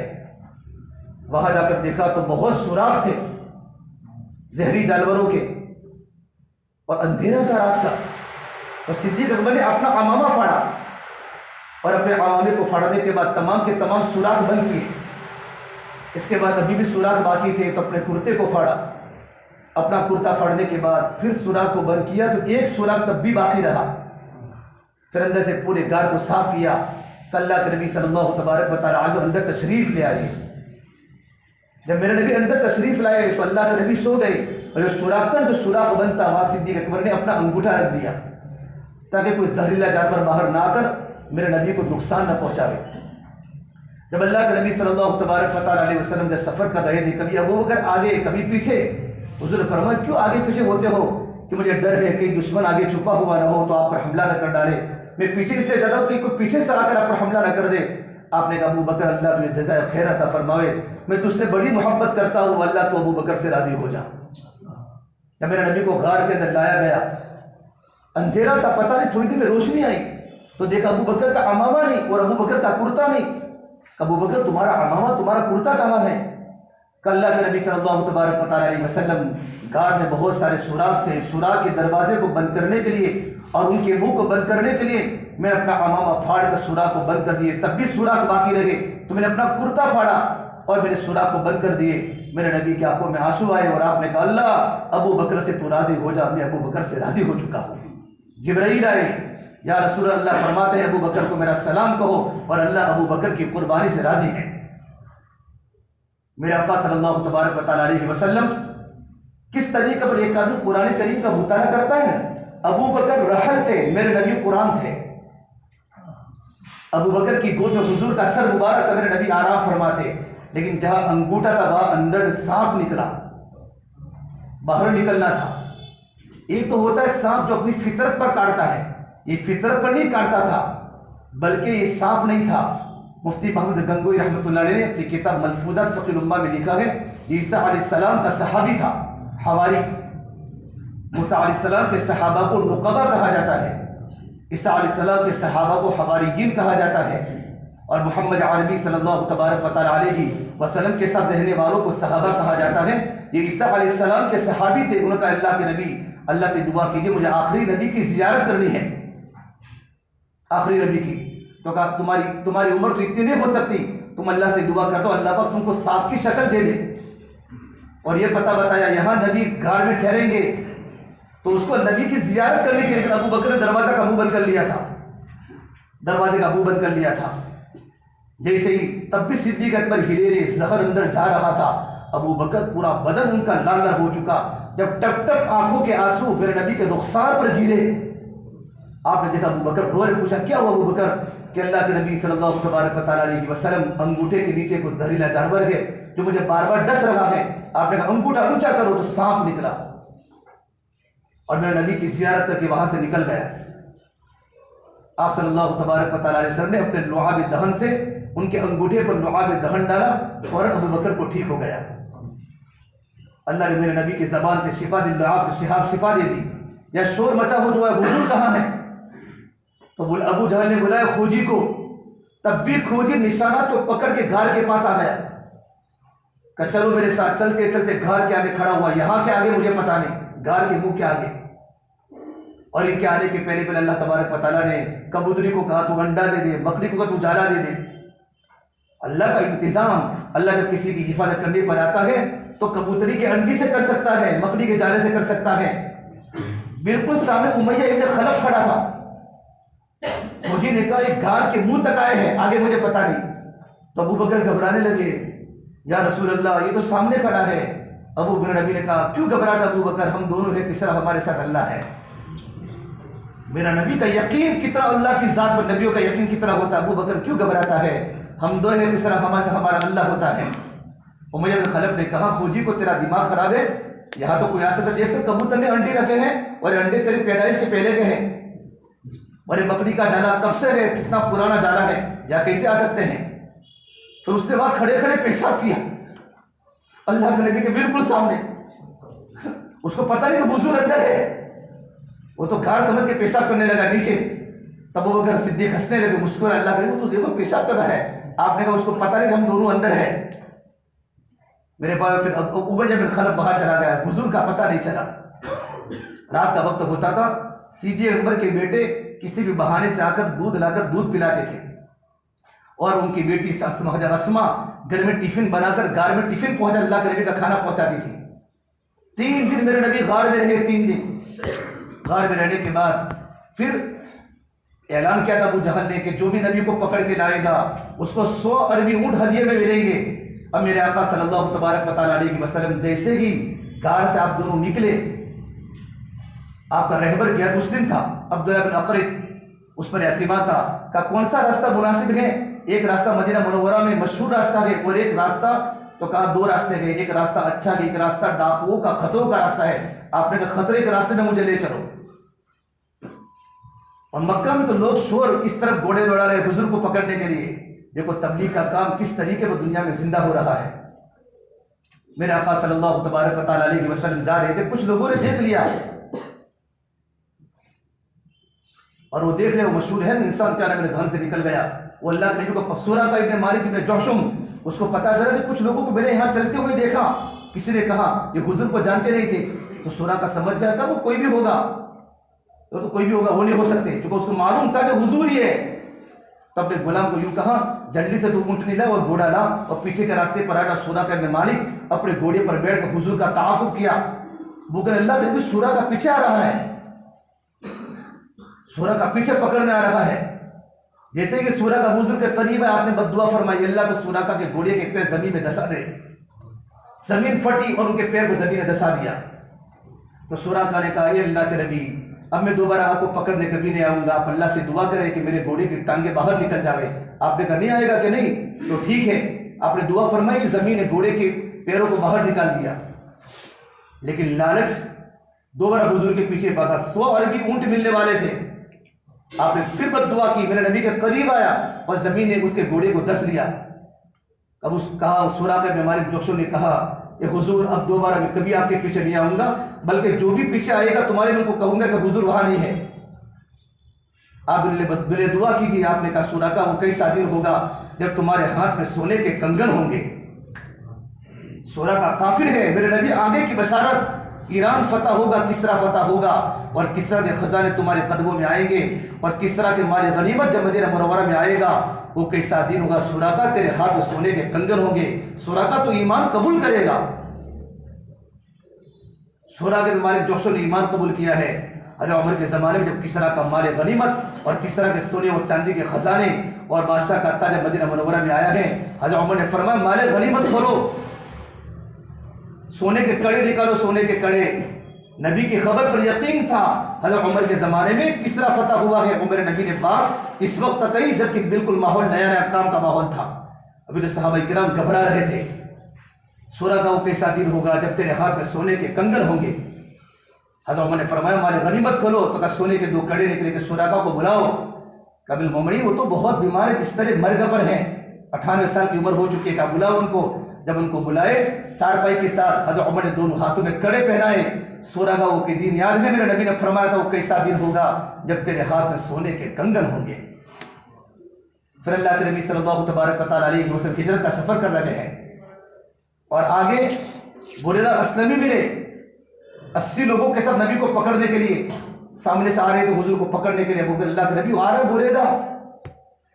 بریدہ آ رہے ہیں کہ اچھا، تو آپ نے اچھی فان نکالی، بریدہ اسلم و اسلام قبول کریں گے، کیا کریں گے؟ اسلام قبول کریں گے۔ کہا تمہارا نام کیا؟ کہ بریدہ، کہ بریدہ جہنم کی آگ سے بچ گیا، جہنم کی آگ نے اس کو ٹھنڈا کر دیا، ایمان قبول کرے گا۔ کہا اشہدو ان لا الہ الا اللہ واشہدو ان محمدا عبدہ ورسولہ۔ پورے کے پورے 70 لوگوں نے ایمان قبول کیا جو پکڑنے آئے تھے۔ میرے نبی جب چلے خطرے کے راستے پر تو 2 ڈاکو حضور کو دیکھ گئے، ڈاکو کا خطرے کا راستہ تھا، اور میرے نبی کے بدن پر یمنی چادریں تھی، یمن کی چادریں۔ تو ان دونوں نے کہا یمنی آ گئے، پکڑو۔ ان کو پتہ نہیں حضور ہے، بس وہ تو چور تھے کہ یمنی آ گئے، ان کو پکڑو۔ آپ نے کہا میرے سامنے تم آؤ۔ کہ من انتما، تم کون ہو؟ کہ نحن مہانان، ہم تو مہانان کا معنی ہوتا ہے ذلت والے۔ آپ نے کہا لستما مہانان بل انتما مکرمان، تم مہانان نہیں ہو، تم تو عزت والے ہو۔ اشہدو ان لا الہ الا اللہ واشہدو ان محمدا عبدہ ورسولہ۔ ان دونوں ڈاکوں نے کلمہ پڑھا اور بڑے پکے صحابی بنے۔ یہ سفر ہجرت قربانی کے بعد دین زندہ ہوتا ہے، لیکن میرے نبی کی انگلیاں زخمی ہو چکی تھی۔ اللہ کے نبی صلی اللہ تبارک و تعالیٰ علیہ وسلم مدینہ منورہ کے سفر میں ہیں، اور مدینہ والوں کو پتہ حضور آ رہے ہیں۔ اللہ کے نبی مدینہ منورہ میں آ رہے ہیں، مدینہ میں تو شور مچ گیا، پورے کے پورے عرب قبیلے کے بادشاہ اور عرب قبیلے آتے تھے ثنیۃ الوداع کی گھاٹی پر آ کر میرے نبی کا استقبال کرنے کے لیے۔ جب دوپہر کی دھوپ چڑھ جاتی پھر واپس چلے جاتے انتظار میں، یہاں تک کہ اللہ کے نبی صلی اللہ تبارک و تعالیٰ علیہ وسلم جیسے کہ آگے پہنچے، پہاڑ سے آپ کا چہرہ یوں ہوا۔ ابو بکر صدیق ساتھ میں تھے، ایک یہودی اپنے گھر کے اوپر کھڑا تھا، اس کا علم دیکھو، صرف دھواں اٹھا، غبار اٹھا، حضور کو پہچان گیا۔ کہا ذا بنو قیلہ جاء نبیکم، اے بنو قیلہ انصار کی ماں کا نام ہے، تمہارا نبی آ گیا۔ اس کا علم تھا لیکن ایمان قبول نہیں کیا، خالی گھوڑے کے ٹاپوں سے معلوم ہو چکے کہ حضور ہے۔ جب معلوم پڑا اللہ کے نبی آ چکے ہیں تو پورا مدینہ دوڑ کے حضور کو ملنے کے لیے آیا۔ میرے آقا صلی اللہ تبارک و تعالیٰ علیہ وسلم نیچے پہاڑ کی دامن میں بیٹھے ہوئے تھے، آپ تھکے ہوئے تھے، ابو بکر بھی تھے اور میرے نبی بھی تھے۔ ابو بکر کی داڑھی تھوڑی سفید تھی، حضور کی داڑھی بالکل کالی تھی۔ 51 سال کی عمر میں آپ کا ایک بار سفید نہیں ہوا تھا، بعد میں 3-4 بار سفید ہوئے تھے حضور کے۔ ابو بکر چھوٹے ہونے کے بعد داڑھی، تو سب ابو بکر صدیق کو حضور سمجھے، کیا سمجھے؟ کہ اللہ کے نبی کے ولی عاشق رسول ہے، تو سب نے ابو بکر صدیق سے مصافحہ کیا، پورے مدینہ والوں نے۔ اللہ کے نبی خاموش بیٹھے رہے۔ کیا تربیت ہوئی ہے کہ حضور تھکے ہوئے، میں کہتا حضور یہ رہے تو میرے نبی اور تھکتے، سب سے مصافحہ کیا، اور سب ابو بکر کی طرف دیکھ رہے۔ لیکن جب دھوپ آئی، حضور سورج کی کرنوں جب میرے نبی پر دھوپ ڈالا تو ابو بکر جلدی سے اٹھے اور میرے نبی پر چادر لگا دی۔ تب لوگوں کو معلوم پڑا غلام یہ ہے، آقا یہ ہے، اور کہا ہمارے مسافر غلط ہو گئے۔ کیا ہو گئے؟ مسافر کیا ہو گئے؟ غلط ہو گئے۔ حضور کو کرنے تھے کس کو ہو گئے؟ ابو بکر کو ہو گئے۔ پھر اللہ کے نبی صلی اللہ تبارک و تعالیٰ علیہ وسلم قباء میں 15 دن ٹھہرے، آپ مسجد قباء میں، اور آپ نے وہاں جا کر مسجد قباء بنائی۔ 2 ہفتے ٹھہرنے کا مطلب مسجد کی تعمیر تھی قباء، جس کا تذکرہ قرآن کریم میں اللہ تعالیٰ نے کہا ہے۔ آپ نے 2 ہفتے مسجد قباء بنائی، اور اللہ کے نبی کا مکان کس کے گھر میں ٹھہرے؟ کلثوم بن حدم کے گھر پر آپ نے قیام فرمایا، ابو بکر کو دوسری جگہ پر قیام فرمایا، اور آپ نے وہاں پر سب سے پہلی اینٹ صدیق اکبر نے ڈالی، اللہ کے نبی کے بعد ابو بکر نے، پھر عمر نے، اور آپ نے وہاں مسجد قباء بنائی۔ اللہ کے نبی صلی اللہ تبارک و تعالیٰ علیہ وسلم خود اینٹیں اٹھا رہے تھے۔ آپ فرماتے ہیں اللہم لا عیش الا عیش الاخرہ، یہ لوگوں زندگی تو اصل آخرت کی زندگی ہے۔ میرے آقا صلی اللہ تبارک وسلم بڑے بڑے پتھر اٹھاتے تھے مسجد قباء بنانے کے لیے۔ قرآن کریم اللہ نے مسجد قباء کی بھی تعریف کی۔ مسجد قباء ہمارے پورے یہاں قباء مسجد ہے شاید بوجھ میں، مسجد قباء کی بڑی تعریف فرمائی اللہ تبارک و تعالیٰ نے قرآن کریم میں، اور یوں کہا اس مسجد کی بنیاد تقویٰ ہے۔ لمسجد اسس علی التقوی من اول یوم احق ان تقوم فیہ، فیہ رجال، اے نبی یہ مسجد کے بنیادی تقوی ہیں، آپ اس مسجد میں قیام کریں، اس مسجد میں ٹھہریں۔ جتنے بھی دنیا میں حاجی جانا حاجی، یہ تمام کے تمام حاجی مدینہ منورہ جانے کے بعد مسجد قباء میں 2 رکعت نفل پڑھتے ہیں، وہ حدیث لکھی ہوئی ہے کہ جو انسان 2 رکعت قباء میں آ کر نماز پڑھے اس کو مقبول عمرے کا ثواب ملتا ہے۔ اور میرے آقا صلی اللہ تبارک و تعالیٰ علیہ وسلم ہر سنیچر کے دن راکباً او ماشین، کبھی پیدل کبھی سوار ہو کر اللہ کے نبی قباء میں جا کر 2 رکعت نماز پڑھا کرتے تھے۔ اور قباء والوں کے قرآن میں اللہ نے تعریف فرمائی، فیہ رجال، مسجد و جماعت کے ساتھیوں کی، وہاں کے نماز پڑھنے والوں کی، فیہ رجال یحبون ان یتطہروا واللہ یحب المطہرین، اس میں تو ایسے مرد ہیں، اس میں تو ایسے مرد ہیں جو پاکی کو پسند فرماتے ہیں۔ جب یہ آیت نازل ہوئی تو اللہ کے نبی صلی اللہ تبارک و تعالیٰ علیہ وسلم مسجد قباء والوں کا جوڑ کیا، آؤ قباء والوں مدینہ میں، اور خالی قباء والے بیٹھے جو قباء کے اطراف میں رہنے والے مسلمان کا قرآن کریم میں اللہ نے تمہاری تعریف کی ہے، تمہارا کون سا عمل ہے؟ فیہ رجال یحبون ان یتطہروا، کہ قرآن کریم میں اللہ نے تمہاری تعریف کی ہے۔ تو کہ اللہ کے نبی ہمارے 2 عمل ہے، ہمارا دل بھی پاک ہے، ہمارا جسم بھی پاک ہے، ہمارا دل بھی پاک، ہمارا جسم بھی پاک، کہ دل میں کوئی کینہ نہیں، کوئی کپٹ نہیں، ہمارا دل ہر ایک کے بارے میں پاک ہے۔ آپ کسی کو آگے بڑھاؤ، کسی کو پیچھے کرو، ہمارا دل ہر ایک کے بارے میں پاک ہے۔ آپ صلی اللہ تبارک و تعالیٰ علیہ وسلم مسجد نبی میں بیٹھے ہوئے ہیں، پوری مسجد نبی بھری ہوئی ہے، اور جبریل امین آئے دحیہ قلبی کی شکل میں، بڑے بڑے صحابہ موجود ہیں، جبریل امین نے تمام صحابہ کرام پر نظر دوڑائی، جیسے پوری مسجد بھری ہوئی ہے تمام پر نظر دوڑائی، اور کونے میں بیٹھے تھے ابو ذر غفاری کا، یا رسول اللہ ھذا ابو ذر، یہ اللہ کے نبی صلی اللہ تبارک و تعالیٰ علیہ وسلم ایک کونے میں بیٹھے ابو ذر غفاری ہیں، کہ نعم یا جبرائیل ھذا ابو ذر، جبریل تو ابو ذر غفاری، لیکن تم کو کیسے جانتے ہو؟ آپ تو آسمانوں کے آدمی ہیں اور ابو ذر زمینوں کے آدمی ہیں، آپ تو آسمان کی مخلوق ہے، زمین کی مخلوق ہے۔ کہ اللہ کے نبی صلی اللہ تبارک و تعالیٰ علیہ وسلم، یہ اللہ کے نبی ابو ذر غفاری نے وقت لگانے کے بعد اور آپ کی صحبت میں رہ کر وہ زندگی میں صفات بنائے گئے کہ ان کے صفات کا چرچا تو آسمان و فرشتوں کے درمیان ہو رہا ہے، فرشتے ان کی نیکی کا، ان کی خوبی کا تذکرہ کرتے، تذکر بین الملائکہ، حالانکہ ان کے پاس صرف 2 پرانی چادریں تھیں۔ جبریل امین چلے گئے آسمان کو، تو آپ نے کہا تعال یا ابا ذر، ابو ذر میرے سامنے آؤ۔ ابو ذر کھڑے ہوئے پرانی چادروں میں، تو آپ نے پہلا سوال کیا، بماذا نال هذه الفضیلۃ یا ابا ذر، ابو ذر تم اس درجے پر کیسے پہنچ گئے؟ بہت بڑی صحابہ کی جماعت ہے، لیکن تمہارا مقام اتنا اونچا ہو چکا ہے کہ تمہارا تذکرہ تو آسمانوں میں فرشتوں کے درمیان ہو رہا ہے، تمہاری کون سی خوبی ہے؟ تو کہ اللہ کے نبی صلی اللہ تبارک و تعالیٰ وسلم، میرے اندر کوئی خوبی نہیں ہے، میں تو آپ کا ایک ادنا غلام ہوں، ادنا مسجد و جماعت کا ساتھی، ادنا صحابی، نہ میرے پاس کوئی کپڑے ہیں، ہاں البتہ میرے پاس 2 چیزیں ہیں۔ پھر کہا دل کی تو اشارہ فرمایا، لیس فی قلبی غش لاحد، میرے دل میں کسی کے بارے میں کوئی کینہ اور کپٹ نہیں ہے، آپ میری رائے لے نہ لے، مجھے آگے بڑھاوے نہ بڑھاوے، میں کام میں لگا ہوا ہوں، میرے دل میں کسی کے بارے میں کینہ کوئی کپٹ نہیں ہے۔ نمبر 2، ولا احسد حسدا، میں کسی پر حسد نہیں کرتا، کسی کی ترقی کو دیکھ کر میں جلتا نہیں ہوں، میں دعا کرتا ہوں۔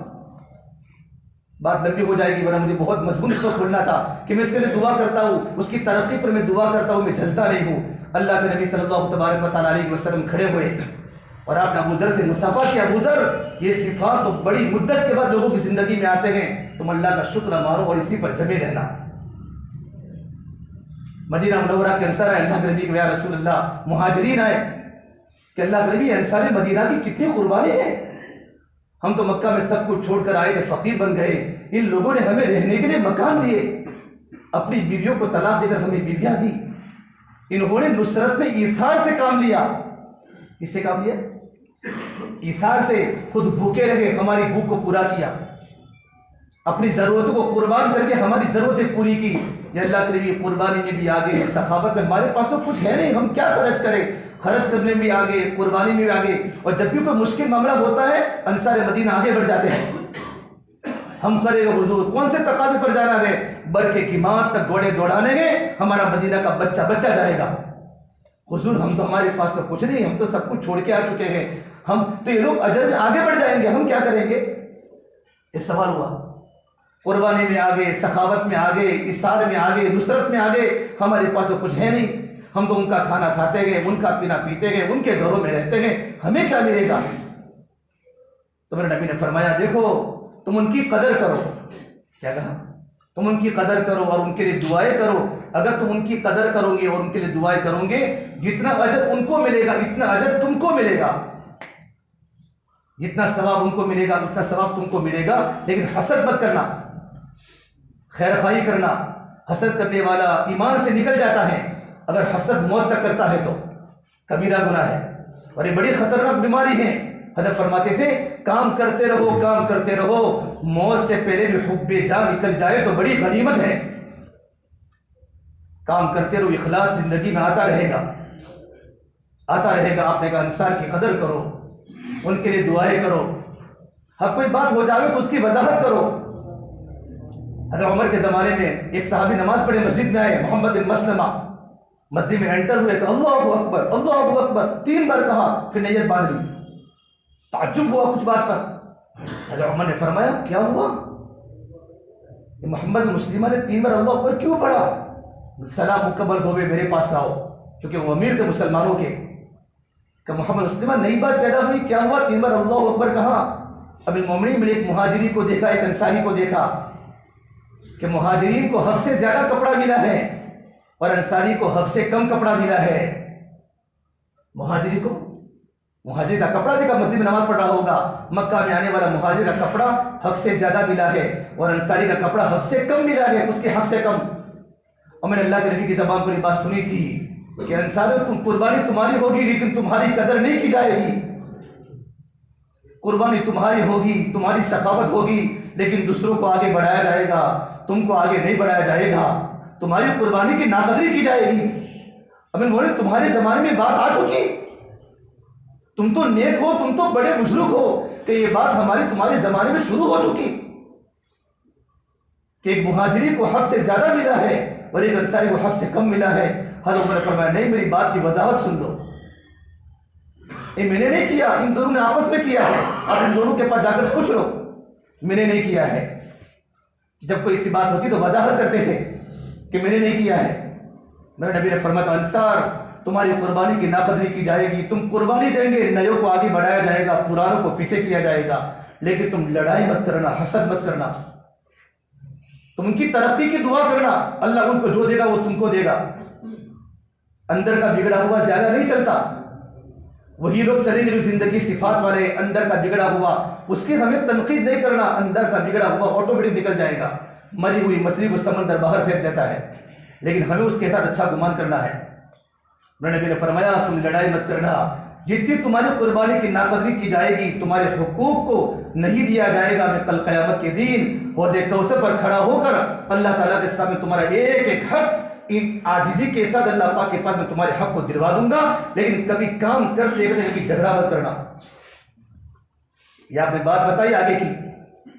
کام کرنے والوں کی زندگی صفات والی ہو. ہمارے کام میں صبر کا کھانا ہے، ہمارے کام میں شکایتوں کا کھانا نہیں ہے. کہ شکایت مت کرو، صبر کرو. صبر کرو، اللہ تمہیں ترقی دے گا. کبھی کبھی ایسا ہوگا، ایسا لگے گا میں تو مشورے میں مظلوم بن چکا ہوں، تب بھی کام میں جڑے رہنا. اگر تم کام سے کٹے اللہ تم کو نکال دے گا. یہ صحابہ کے دور میں چلا گیا. تربیت ہماری کام میں جمے رہنا. اللہ کے نبی صلی اللہ علیہ وسلم فرمایا قبا والوں تمہاری تعریف ہوئی ہے کہ ہمارے دل بھی پاک ہے، ہمارے جسم بھی پاک ہے. کہ جسم کی پاکی کی علامت کیا؟ کہ ہم جب استنجا کرتے ہیں استنجا تو ہم صرف ڈیرے کو، ہم پانی کو استعمال نہیں کرتے، پانی کے ساتھ ڈیرے کو بھی استعمال کرتے ہیں تاکہ بدن کی پاکی برابر ہو، جسم کی پاکی. تو میرے نبی خوش ہو گئے کہ تمہارے قرآن کریم اللہ نے تمہارے جسم کی پاکی کی بھی تعریف کی ہے. فیہ رجال یحبون ان یتطہروا واللہ یحب المطہرین. کہ تمہارا قلب بھی پاک ہے، تمہارا جسم بھی پاک ہے. میرے نبی نے قدر کی بات بتائی. پھر اللہ کے نبی صلی اللہ تبارک و تعالیٰ علیہ وسلم مدینہ قباء سے نکلے اور مدینہ منورہ میں جوش، استقبال. دین محمد میرے نبی نہیں آ رہے، دین کی نصرت آ رہی ہے. اب مدینہ پورے عالم کا مرکز بننے والا ہے، پورا عالم مدینہ کی طرف آنے والا ہے. ہر قبیلے کے ہاتھ میں حضور ہمارے گھر پر، حضور ہمارے گھر پر. قبیلے بنو عبد الاشہل مدینہ کے بڑے قبیلے تھے، قبیلے غوث، قبیلے پورے سارے قبیلے والے آگے سردار حضور ہمارے آپ اٹھنے پر بیٹھے ہوئے ہیں۔ ابھی جب آگے میدان میں پہنچے تو مدینہ منورہ کی بچی آئی، بنو نجار کی لڑکیاں، آپ کا ننیال بنو نجار تھا، بنو نجار کی لڑکی آئی اور حضور پہاڑی سے یوں کر کے نیچے اترے اور حضور کا چہرہ یوں دکھا تو بچیاں تھیں حضور کے استقبال میں، میرے نبی کے چہرے دیکھتے ہی فوراً کہا طلع البدر علینا من ثنیات الوداع وجب الشکر علینا ما دعا للہ داعی، 14ویں کا چاند پہاڑ پر طلوع ہو چکا ہے۔ ان کو سکھایا نہیں گیا تھا، ان کو سکھانے کے اشعار پڑھنے ہیں، یہ برجستہ ساری بچے ساتھ صحابہ کی بچیاں تھی، ہماری تھوڑی تھی۔ طلع البدر علینا من ثنیات الوداع، ودا کی گاٹی پر نبی دمبدار 14ویں کا چاند طلوع ہو چکا ہے۔ ہم پر اس نعمت کا شکر ادا کرنا واجب ہے۔ بھائیو کام کا شکر کروں گے گویا کہ میں نے میرے نبی کا شکر ادا کیا۔ یہ نبی، یہ محنت میرے نبی کے خون سے نکلی ہے۔ اہل علماء نے لکھا ہے میرے آقا صلی اللہ تبارک و تعالیٰ علیہ جس قبر میں میرے نبی مدفون ہیں، آپ کے بدن سے ملی ہوئی جو مٹی، اس مٹی کی قیمت جو میرے نبی کے جسم مبارک سے لگی ہوئی ہے، اس مٹی کی قیمت اللہ تعالیٰ کی بارگاہ میں عرش و قلم سے، کرسی سے، پوری کائنات سے بھی زیادہ محبوب ہے۔ جب میرے نبی کا بدن سے خالی مٹی لگی ہے، اس مٹی کی قیمت اللہ کی نگاہ میں اتنی ہے، جو محنت حضور کی زندگی سے نکلی ہوگی اس کی قدر اللہ کی نگاہ میں کیا ہوگی۔ یہ کام خوشیوں کا نہیں ہے، یہ کام شوق کا نہیں، یہ کام تو ڈر کا ہے۔ شوق میں آزادی ہے، ڈر میں پابندی ہے۔ یہ کام چالاکیوں کا نہیں ہے، یہ کام تو قربانیوں کا ہے۔ یہ کام شان بنانے کا نہیں ہے، شان سوزی کا نہیں ہے، یہ کام تو شان سوزی کا ہے، اپنے کو مٹانے کا کام ہے، شان بنانے کا کام نہیں ہے۔ لیکن وہ اللہ سے فرماتے تھے اگر تم اپنی روکھی سکھی چھوڑ کر اللہ کے راستے میں نکلو گے، اللہ مخلوق کے دل میں تمہاری عزت، تمہاری محبت کو ڈال دے گا۔ میرے آقا صلی اللہ تبارک و تعالیٰ علیہ وسلم اٹھنی پر بیٹھے ہوئے ہیں اور عرب کے سرداران جمع ہے، حضور ہمارے گھر پر، آپ نے کہا دعوہا فإنہا مامورا، اٹھنی کی نکل چھوڑو، اٹھنی جہاں بیٹھے گی وہاں کا میں مہمان بنوں گا، اٹھنی جہاں بیٹھے گی بیٹھے گی وہاں کا میں مہمان بنوں گا۔ اب جس صحابی کا گھر نکل جاتا، اٹھنی آگے نکل جاتی، وہ یوں کر کے سر پر ہاتھ مارتے، یا قسمت گئی، اٹھنی چل رہی ہے۔ پورے مدینے کے منورہ کے صحابہ میں جوش ہے، حضور ہمارے شہر میں تشریف لائے ہیں، کیا خوشی کا عالم ہوگا۔ انس بن مالک فرماتے ہیں میں نے میرے نبی کو دیکھا ہے کہ جب مدینہ کی آمد پر مدینہ کا ذرہ ذرہ روشن ہو چکا تھا، اور جب میرے نبی دنیا سے رخصت ہو چکے تھے مدینہ کا ذرہ ذرہ تاریک ہو چکا تھا۔ پھر آپ ابو انصاری کے مکان کے آگے اٹھنی ٹھہر گئی، پھر اٹھنی بیٹھی، پھر کھڑی ہوئی، پھر دوبارہ واپس آ کر وہی مڑ گئی۔ ابو ایوائے جلدی جلدی حضور کا سامان اتارا، حضور کا سامان اتارا۔ اس میں ایک لمبی بات ہے لیکن وقت ہو چکا ہے۔ ابو ایوب انصاری کس کے بیٹے تھے اور میرے نبی وہاں کیوں ٹھہرے؟ ایک طبہ بادشاہ ایک زمانے میں گزرا ہے، طبہ بادشاہ 400 علماء کے ساتھ وہاں سفر کر رہا تھا۔ جب مدینہ منورہ آیا، نخلی سن چاروں کھجور کے درخت دیکھے تو علماء نے کہا توریت میں نشانی ہے، توریت میں نشانی کہ ایک نبی یہاں ٹھہریں گے محمد عربی صلی اللہ علیہ وسلم، تو ہم تو یہاں سے نہیں جائیں گے، ہم تو یہاں رہیں گے، یہ نبی یہاں آئیں گے ہجرت کر کے مکہ المکرمہ سے۔ تو بادشاہ نیک تھا، اس نے 400 علماء کی نکاح کرائے وہاں اور سب کو مال دیے، سب کے مکان دلوائے، اور ایک مکان اللہ کے نبی کے لیے بنوایا اور ایک خط لکھا کہ جب میرے نبی آئے تو میرا سلام بولنا اور میں ان کے ہاتھ پر ایمان قبول کرتا ہوں۔ ابو انصاری انہی کے بیٹے تھے جن کو ایک خط دیا تھا۔ تو علامہ زین العراقی نے لکھا ہے کہ میرے نبی ایوب انصاری کے گھر میں نہیں ٹھہرے، حضور تو خود اپنے گھر میں ٹھہرے ہیں۔ ابو انصاری نے میرے نبی کو استقبال کیا، حضور میرے 2 گھر ہیں، آپ نیچے ٹھہریں گے کہ اوپر ٹھہریں گے؟ حضور نے فرمایا مجھے نیچے ٹھہرنا، لوگ میرے پاس ملنے کے لیے آئیں گے، آپ اوپر چاہو تاکہ نیچے بار بار آپ نیچے رہیں گے، میں اوپر رہوں گا تو آپ کے گھر سے اوپر جانے کا راستہ ہے تو لوگ آپ کو تکلیف پہنچے گی۔ ابو انصاری فرماتے میں اوپر تھا، میرا نبی نیچے تھے، ہم میاں بیوی ام ایوب ابو ایوب بہت سنبھل کے رہتے تھے، ہمارے پیروں کو اتنا آہستہ چلاتے تھے کہ حضور کو تکلیف نہ پہنچے۔ اور جب کھانا تیار ہو جاتا حضور کے گھر پر کھانا لاتے، آپ کھانا تناول فرماتے، حضور کھانا کھانے سے فارغ ہونے کے بعد جہاں میرے نبی کی انگلیاں لگتی، ان انگلیوں کے نشانات دے کر ہمارے بچے اور ہم کھانا کھاتے تھے۔ یہ محبت تھی۔ ایک بار کھانا دیا تو کھانا ویسا کا ویسا پڑا ہوا، تو دونوں میاں بیوی روزے حضور کو وہی آئی ہمارے بارے میں، کہنے تم نے آج تمہاری کھانے میں تم نے لہسن اور پیاز ڈالی ہے، اس میں بدبو ہوتی ہے، اور میرے پاس جبرائیل آتا ہے اور فرشتے بدبو کو پسند نہیں کرتے، اس لیے میں نے کھانے کو تناول نہیں فرمایا۔ اب وہ یہ فرمایا اس کے بعد میں نے کبھی پیاز اور لہسن نہیں کھایا۔ اللہ کرے اپنی امت کو لہسن پیاز کھانے کی اجازت دی ہے کہ تم کھائیو، لیکن میرے نبی کے پاس جبرائیل امین آتے تھے، فرشتے بدبو کو پسند نہیں کرتے۔ پھر میرے آقا صلی اللہ تبارک و تعالیٰ علیہ وسلم مدینہ منورہ میں رہ کر آپ نے مسجد نبوی کی تعمیر فرمائی، اور پھر میرے پاس صحابہ کی جماعت روانہ فرمائی، پھر غزوہ بدر، غزوہ احد اور سارے کے سارے غزوہ صحابہ کی جماعت روانہ کی۔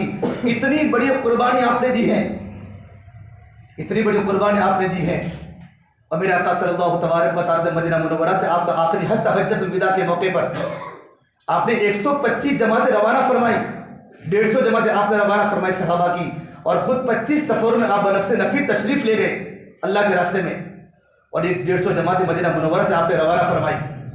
حجۃ الوداع کے موقع پر آپ رمی جمار کرنے کا وقت تھا، آپ اپنے خیمے میں تو آیت نازل ہوئی، اذا جاء نصر اللہ والفتح ورأيت الناس يدخلون في دين الله افواجا۔ اس میں اللہ کا پیغام تھا، نبی اب تمہارا ہمارے پاس آنے کا وقت ہو چکا ہے، اب اپنے پاس آخرت کے آنے کی، ہمارے پاس آنے کی تیاری کرو، دعوت کا مشن مکمل ہو چکا ہے۔ یہ آیت نازل ہونے کے بعد اپنے اونٹنی پر بیٹھے اور آپ نے 3 مرتبہ شیطان کو کنکری ماری، پھر آپ نے خطبہ دیا، لوگو عسیٰ اللہ تلقانی بعد عامی ھذا، لوگو میری تمہاری آخری ملاقات ہے۔ پھر میرے آقا مدینہ منورہ میں آئے، اور مدینہ منورہ میں آنے کے بعد آپ نے معاذ بن جبل کو یمن روانہ فرمایا۔ یمن والوں کا تقاضا ہوا کہ معاذ بن جبل کو یمن بھیجو۔ اللہ کے نبی صلی اللہ تبارک و تعالیٰ علیہ وسلم معاذ کو چھوڑنے کے لیے 10 میل تک میرے نبی چلے گئے معاذ کو لے کر۔ معاذ بن جبل اونٹنی پر ہے، سرکار مدینہ پیدل چل رہے ہیں، معاذ یمن میں جا کے یہ کرنا ہے، مدینہ کے بڑے عالم کو رخصت فرما رہے ہیں، مفتی کو۔ میرے نبی نے فرمایا میری امت میں سب سے زیادہ حلال و حرام کو جاننے والا میرے معاذ بن جبل ہے۔ بہت کم گفتگو کرتے تھے، بہت کم بولتے تھے، جب بولتے تو علم کا چشمہ پھوٹتا تھا، اور آپ نے کہا معاذ یمن میں جا کے یہ کرنا ہے، یہ کرنا ہے۔ پھر ایک بات بتائی، معاذ اپنے آپ کو سادہ بنانا، ایاک والتنعم فإن عباد اللہ لیسوا بالمتنعمین، یہ معاذ اپنے آپ کو عیش پرستی سے بچانا، اللہ کے نیک بندے عیش پرستی کو پسند نہیں فرماتے۔ جتنی قربانی زندہ ہوگی اتنی سادگی آئے گی، جتنی سادگی آئے گی اتنی زندگی سنت پر آئے گی۔ یہ ملا ہوا ہے، قربانی سے سادگی آتی ہے، سادگی سے زندگی سنت والی بنتی ہے۔ اس لیے کہ مال آئے گا تو مال ہمارا عمارتوں پر نہیں لگے گا، مال ہمارا قربانی پر لگے گا۔ جتنی قربانی زندہ ہوگی اتنی گھروں میں سادگی آئے گی، جتنی سادگی آئے گی اتنی زندگی سنت پر آئے گی۔ کہ معاذ اپنے آپ کو عیش پرستی سے بچانا، اللہ کے نیک بندے عیش پرستی کو پسند نہیں کرتے۔ میرا نبی معاذ کو بہت ساری باتیں بتائی، جب مدینہ منورہ کا آخری پوائنٹ ہے تو آپ نے فرمایا معاذ اب تم جا رہے ہو، عسیٰ اللہ تلقانی بعد عامی ھذا، یہ معاذ میری و تیری آخری ملاقات ہے، لعلک تمر بمسجدی و قبری ھذا، یہ معاذ جب تم واپس آؤ گے یا تو میری قبر کی زیارت ہوگی یا تو میری مسجد کی زیارت ہوگی، تم مجھے دوبارہ دیکھ نہیں سکو گے۔ کتنی بڑی قربانی ہے، اہل علم نے لکھا ہے اللہ کے نبی کی سب سے بڑی قربانی بیت اللہ کو چھوڑنا ہے، اور صحابہ کی سب سے بڑی قربانی نبی کی صحبت کو چھوڑنا ہے۔ بچوں کو چھوڑنا آسان ہے، بیویوں کو چھوڑنا آسان تھا، لیکن نبی کی صحبت کو چھوڑنا صحابہ کو مشکل تھا۔ فبکا معاذ جشعا لفراق رسول اللہ صلی اللہ علیہ وسلم، معاذ بن جبل رونے لگے میرے نبی کی فراق میں۔ اللہ کے نبی نے اپنے چہرے کا رخ پھیر لیا، فلما اقبل نحو المدینہ، میرے نبی نے اپنا چہرہ مدینہ منورہ کی طرف کر دیا، معاذ کا چہرے کا رخ یمن کی طرف تھا۔ پھر آپ نے کہا اللہ تب کیا معاذ، اے معاذ تم مت رہو، ان اول الناس بی المتقون من کانوا حیث کانوا، یہ معاذ کل قیامت کے میدان میں مجھ سے قریب وہ انسان ہوگا جس کی زندگی کے اندر تقویٰ ہوگا، جس کی زندگی میں اللہ تعالیٰ کا ڈر ہوگا۔ پھر میرے نبی ایک انصاری صحابی کی نماز جنازہ پڑھانے گئے، واپس آنے کے بعد آپ کو تکلیف ہو گئی سر کے درد کی، اور آپ نے کہا وار رسا، ہائے میرے سر کا درد ہے، اور آپ کا بدن ٹوٹنے لگا، اپنے گھر میں تھے آپ، بہت بدن میں درد ہونے لگا۔ آپ نے کہا کل میری کہاں باری ہے؟ کہ صبح حضرت حفصہ کے گھر پر، پرسوں کس کی باری ہے؟ ام حبیبہ کے گھر میں، آپ عائشہ کے مکان میں تھے۔ بیویاں یہ سمجھی کہ اللہ کے نبی بیماری کے دن حضرت عائشہ کے گھر میں گزارنا چاہتے ہیں، تو تمام بیویوں نے کہا اللہ کے نبی آپ یہ چاہتے ہیں کہ بیماری کے دن میں عائشہ کے گھر پر گزاروں، آپ کو اجازت ہے، جگہ آپ تندرستی کے دن آ جاوے تو آپ ہماری باری کو واپس چکر لگا دینا۔ آپ نے کہا ٹھیک ہے، شکریہ ادا کیا۔ پھر میرے آقا صلی اللہ تبارک و تعالیٰ علیہ وسلم گھر میں تھے، صحابہ کرام ملاقات میں آئے، آپ نے کہا اے میرے صحابہ اللہ تمہاری حفاظت کرے، تم نے ہمیں قربانی میں بڑا ساتھ دیا ہے۔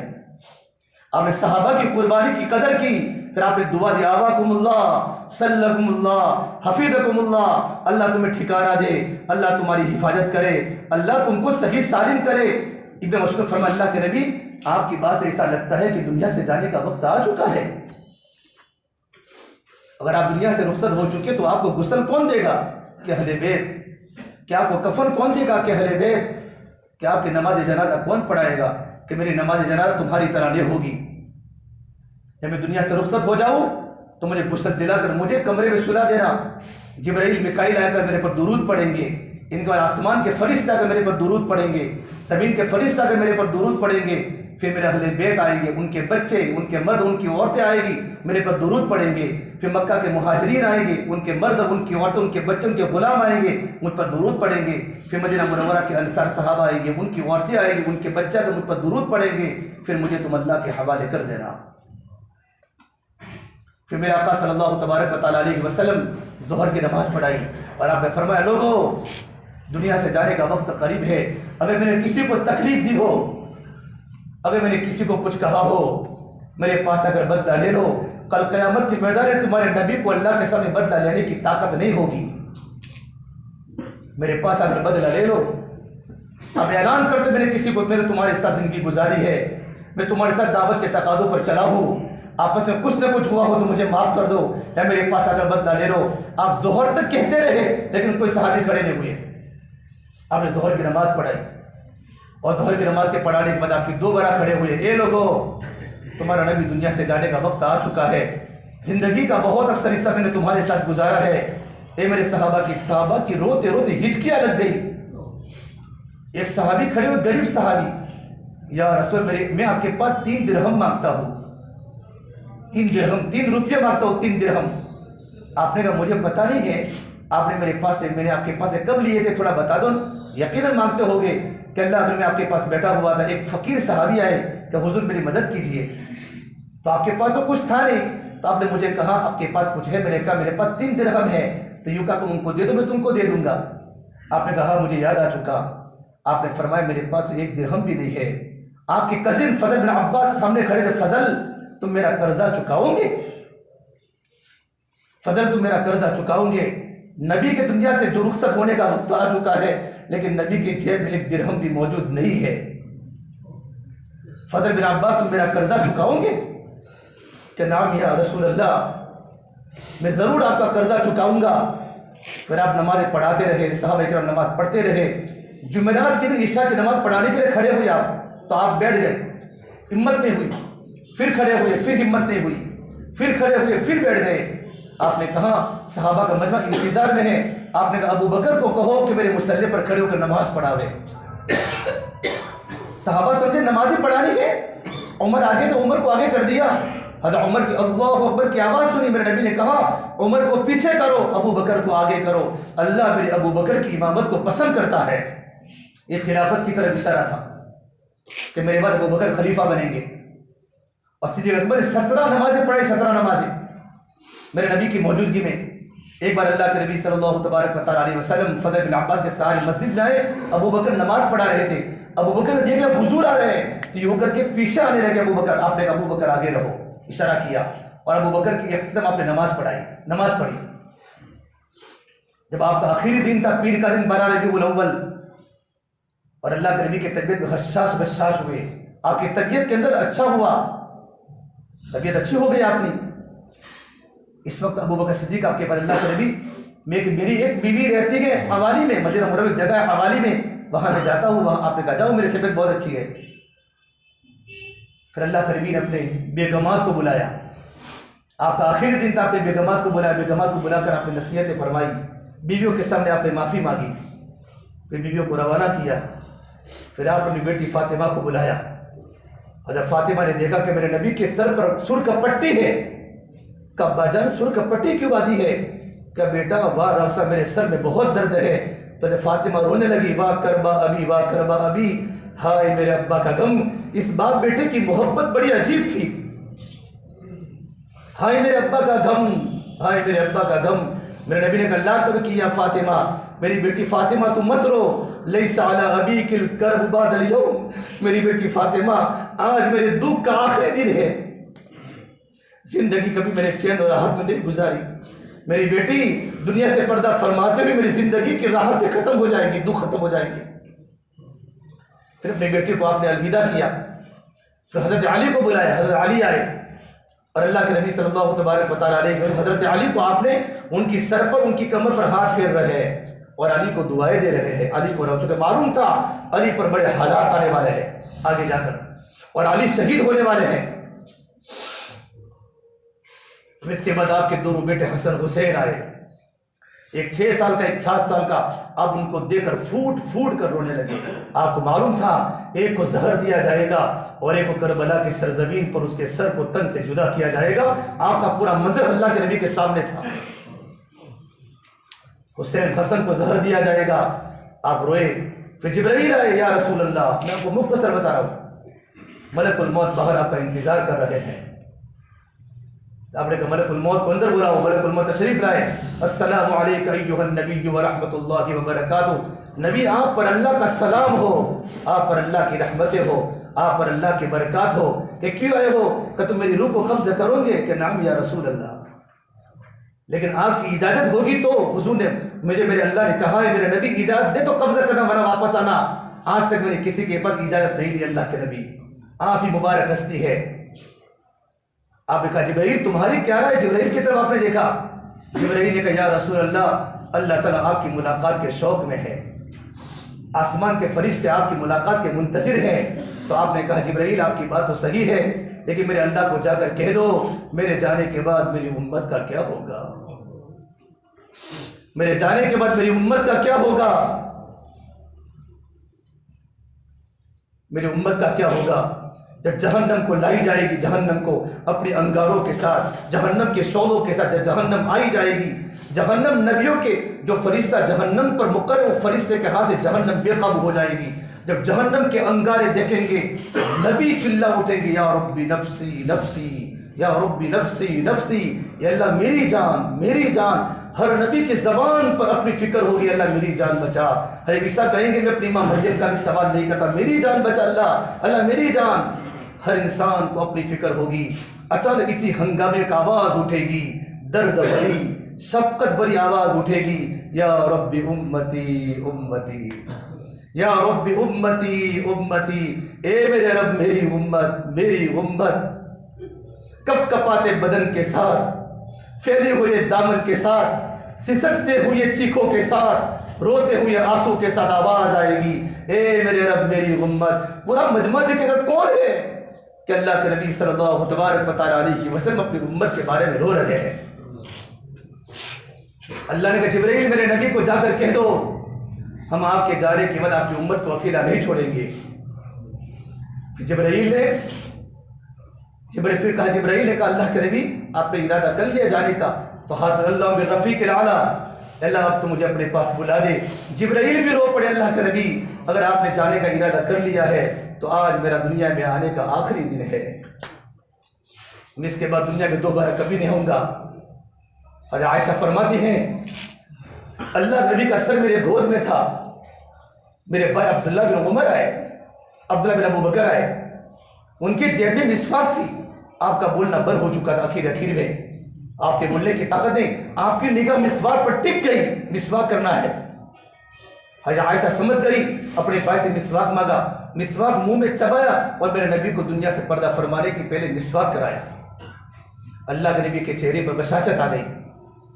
حضرت عائشہ فرماتی ہیں میں نے دیکھا حضور مجھ سے بوسہ لے رہے ہیں، لیکن میں نے دیکھا تو حضور تو دنیا سے جا چکے تھے، اللہ کے پیارے ہو چکے تھے، اور اللہ کے نبی صلی اللہ تبارک و تعالیٰ علیہ وسلم جیسے ہی دنیا سے پردہ فرما گئے، میرے نبی کو سلایا اور مدینہ منورہ میں اور عورتوں میں رونے کا کوہرام مچ گیا۔ ابو بکر تو اپنی بیوی کے پاس گئے تھے، وہاں سے دوڑتے دوڑتے آئے، اللہ کے نبی اپنے حضرت عائشہ کے حجرے میں تھے، آپ پر چادر ڈالی ہوئی تھی اور بیویاں گھروں میں رو رہی ہے، حضور کی بیویاں، اور ابو بکر نے یوں چادر ہٹا کر نبی کے چہرے پر بوسہ فرمایا، یا رسول اللہ طیبت حیّن و طیبت میتن، زندگی اچھی حالت میں گزاری، موت اچھی حالت میں آئی، نبی اللہ پاک کبھی تم پر 2 غموں کو جمع نہیں کرے گا۔ ابو بکر کی 100 جانیں ہوتی، اگر آپ کی جان بچ جاتی ابو بکر اپنی 100 جانوں کو اللہ کے نام پر قربان کر دیتے۔ باہر آ کر دیکھا تو ماحول بدل چکا ہے، عمر فاروق غصے کی حالت میں ہے۔ کوئی یوں کہے گا کہ نبی دنیا سے جا چکے ہیں، اس کی گردن کو جدا کر دوں گا۔ میرے آقا دنیا سے پردہ نہیں فرمائے، میرے آقا تو اللہ تعالیٰ کی ملاقات میں گئے ہیں، جس طرح موسیٰ اللہ تعالیٰ کی ملاقات میں گئے تھے۔ ابو بکر باہر آئے، مجمع پریشان ہے، کہا عمر بیٹھو، کہ میں نہیں بیٹھتا۔ ارے عمر بیٹھو، کہ میں تقریر کروں گا، تم کو تقریر کرنے کا موقع نہیں ملے گا۔ ابو بکر نے فرمایا سنو، پھر آپ نے یہ آیت پڑھی، من کان یعبد محمدا فإن محمدا قد مات۔ لوگوں جو محمد صلی اللہ تبارک و تعالی علیہ وسلم کی عبادت کر رہا تھا، کان کھول کے سن لے، محمد دنیا سے جا چکے ہیں۔ ومن کان یعبد اللہ فإن اللہ حی لا یموت، اور جو اللہ تبارک و تعالیٰ کی عبادت کرتا تھا وہ اللہ آج بھی زندہ ہے۔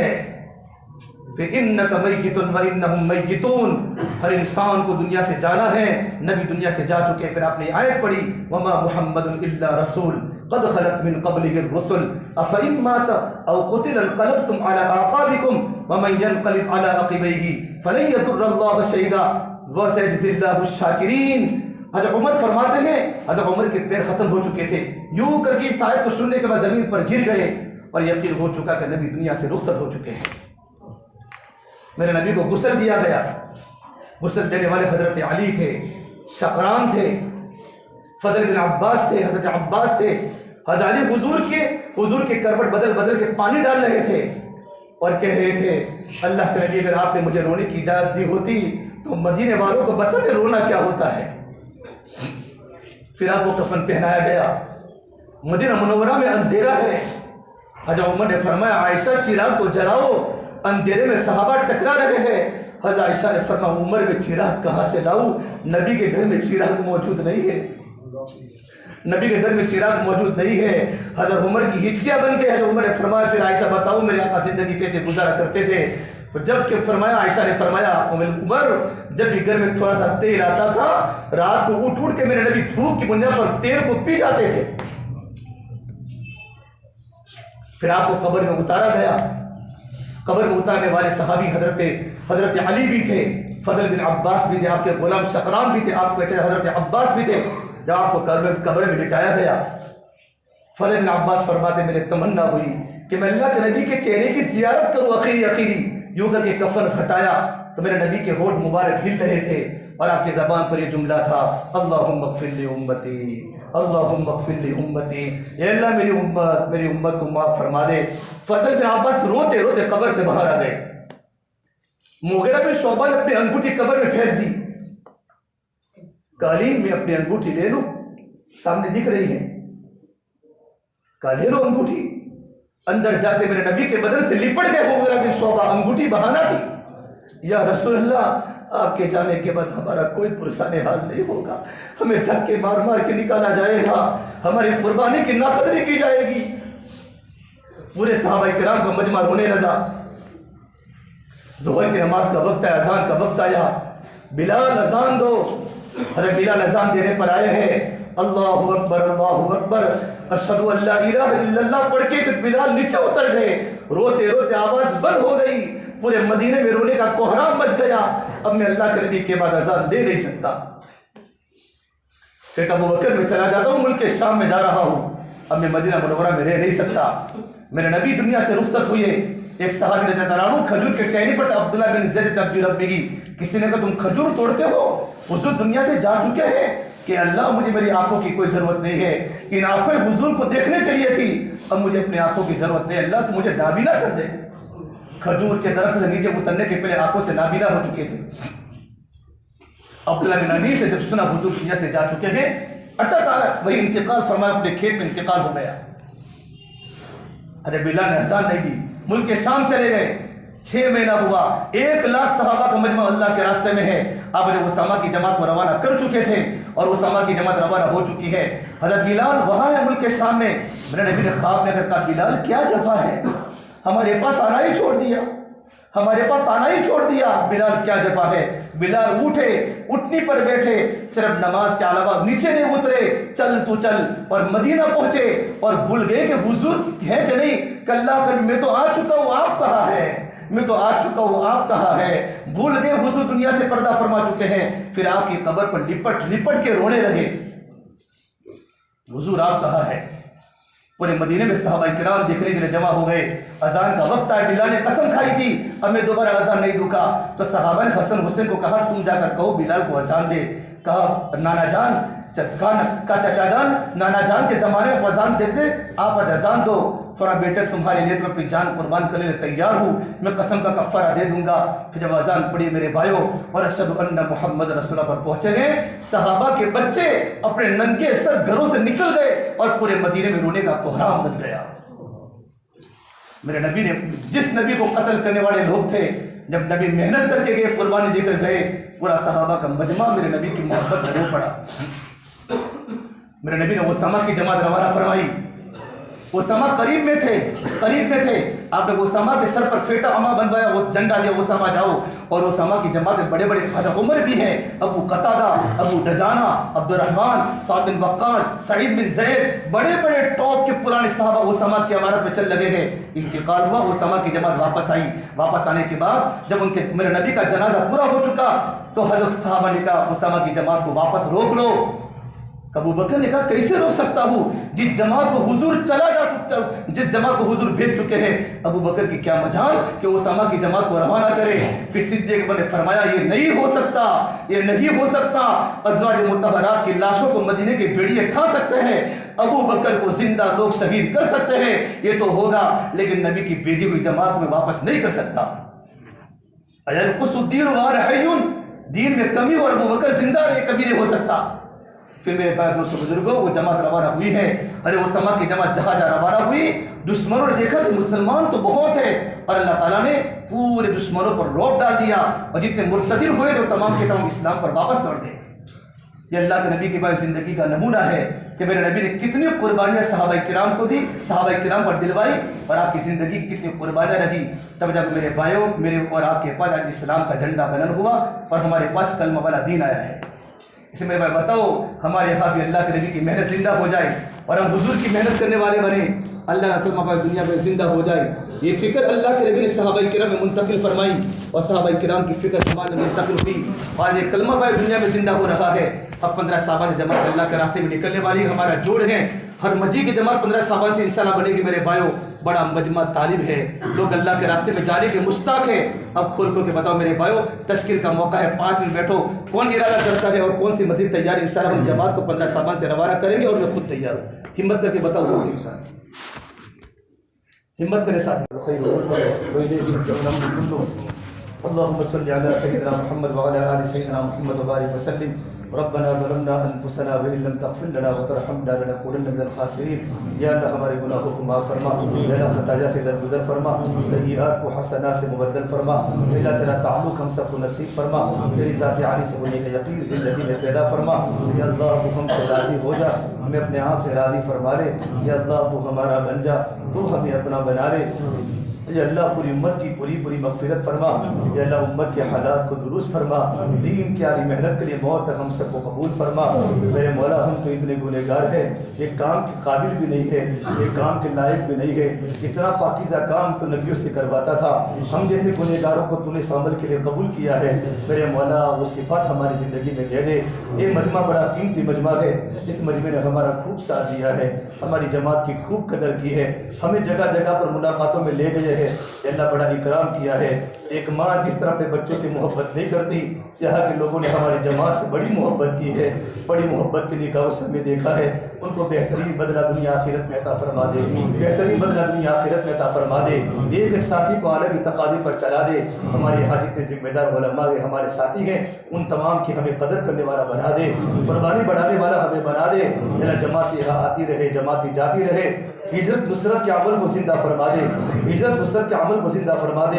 تیرے نبی کا لایا ہوا دین دنیا میں زندہ فرما دے۔ میرے مولا ہم تو بڑے گنہگار ہیں، کام کے قابل نہیں میرے مولا. تو کام اگر صلاحیت والوں سے لیتا تو صلاحیت والے کام کرتے مولا. ہم تو بالکل نااہل، ہمیں تو کوئی کام کی بصیرت بھی نہیں ہے.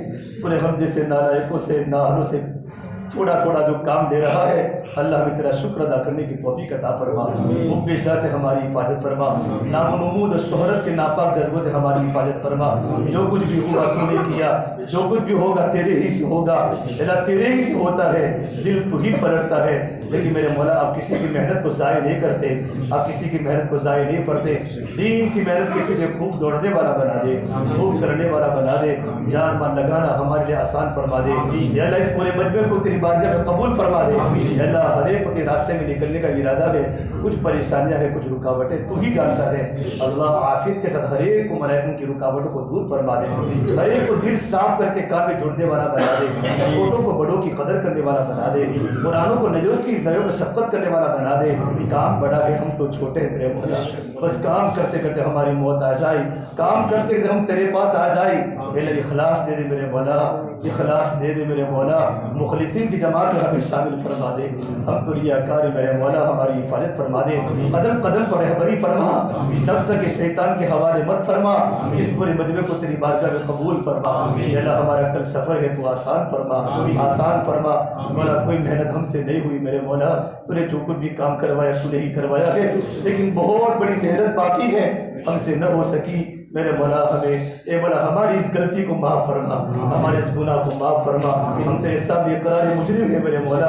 قوت استغفار اور قوت استغفار کی طاقت زندگی میں پیدا فرما. آگے مولا ہمارے سفر کو تو آسان فرما. بیرون کا سفر ہے میرے مولا تو آسان فرما. میرا جو جو رکاوٹیں ہیں اللہ تو دور فرما. میرے مولا یہاں سے نقد جماعتیں بننا آسان فرما. مولا ستھری میں جانا ہوا تھا، بہت بڑا مجمع ستھری میں تھا، مگر لوگوں کی پیاسے ہم نے دیکھی. لوگ بڑے طلبگار ہیں میرے مولا، لوگ بڑے طلبگار ہیں. بس وہاں محنت کرنے والوں کی رہبروں کی ضرورت ہے میرے مولا. ان کے دل کو ایمان کے لیے قبول فرما، ان کے دل کو زندہ فرما. ہمارے سب اللہ کے ساتھیوں کو قربانی دینے والا بنا دے. اللہ تیرے بزرگوں کے تو کاروبار ٹوٹ گئے، تو نے تو ہمارے کاروبار کو بڑھا دیے. اللہ بڑھانے کے بعد ہمارے کاروبار ہمارے جانے میں رکاوٹ بن گئے. میرے مولا تو برکتیں عطا فرما، عافیت والی دنیا عطا فرما، عافیت والا دین عطا فرما. موت تک دین کے کام میں لگے رہنے کی، جمع رہنے کی توفیق فرما. ہماری دعا کو اپنے فضل و کرم سے پیارے حبیب محمد مصطفیٰ سرور کونین سرکار دو عالم صلی اللہ تبارک و تعالی علیہ وسلم کے صدقہ طفیل ہم جیسے گنہگاروں کی دعاؤں کو رب العالمین اپنی بارگاہ میں قبول فرما.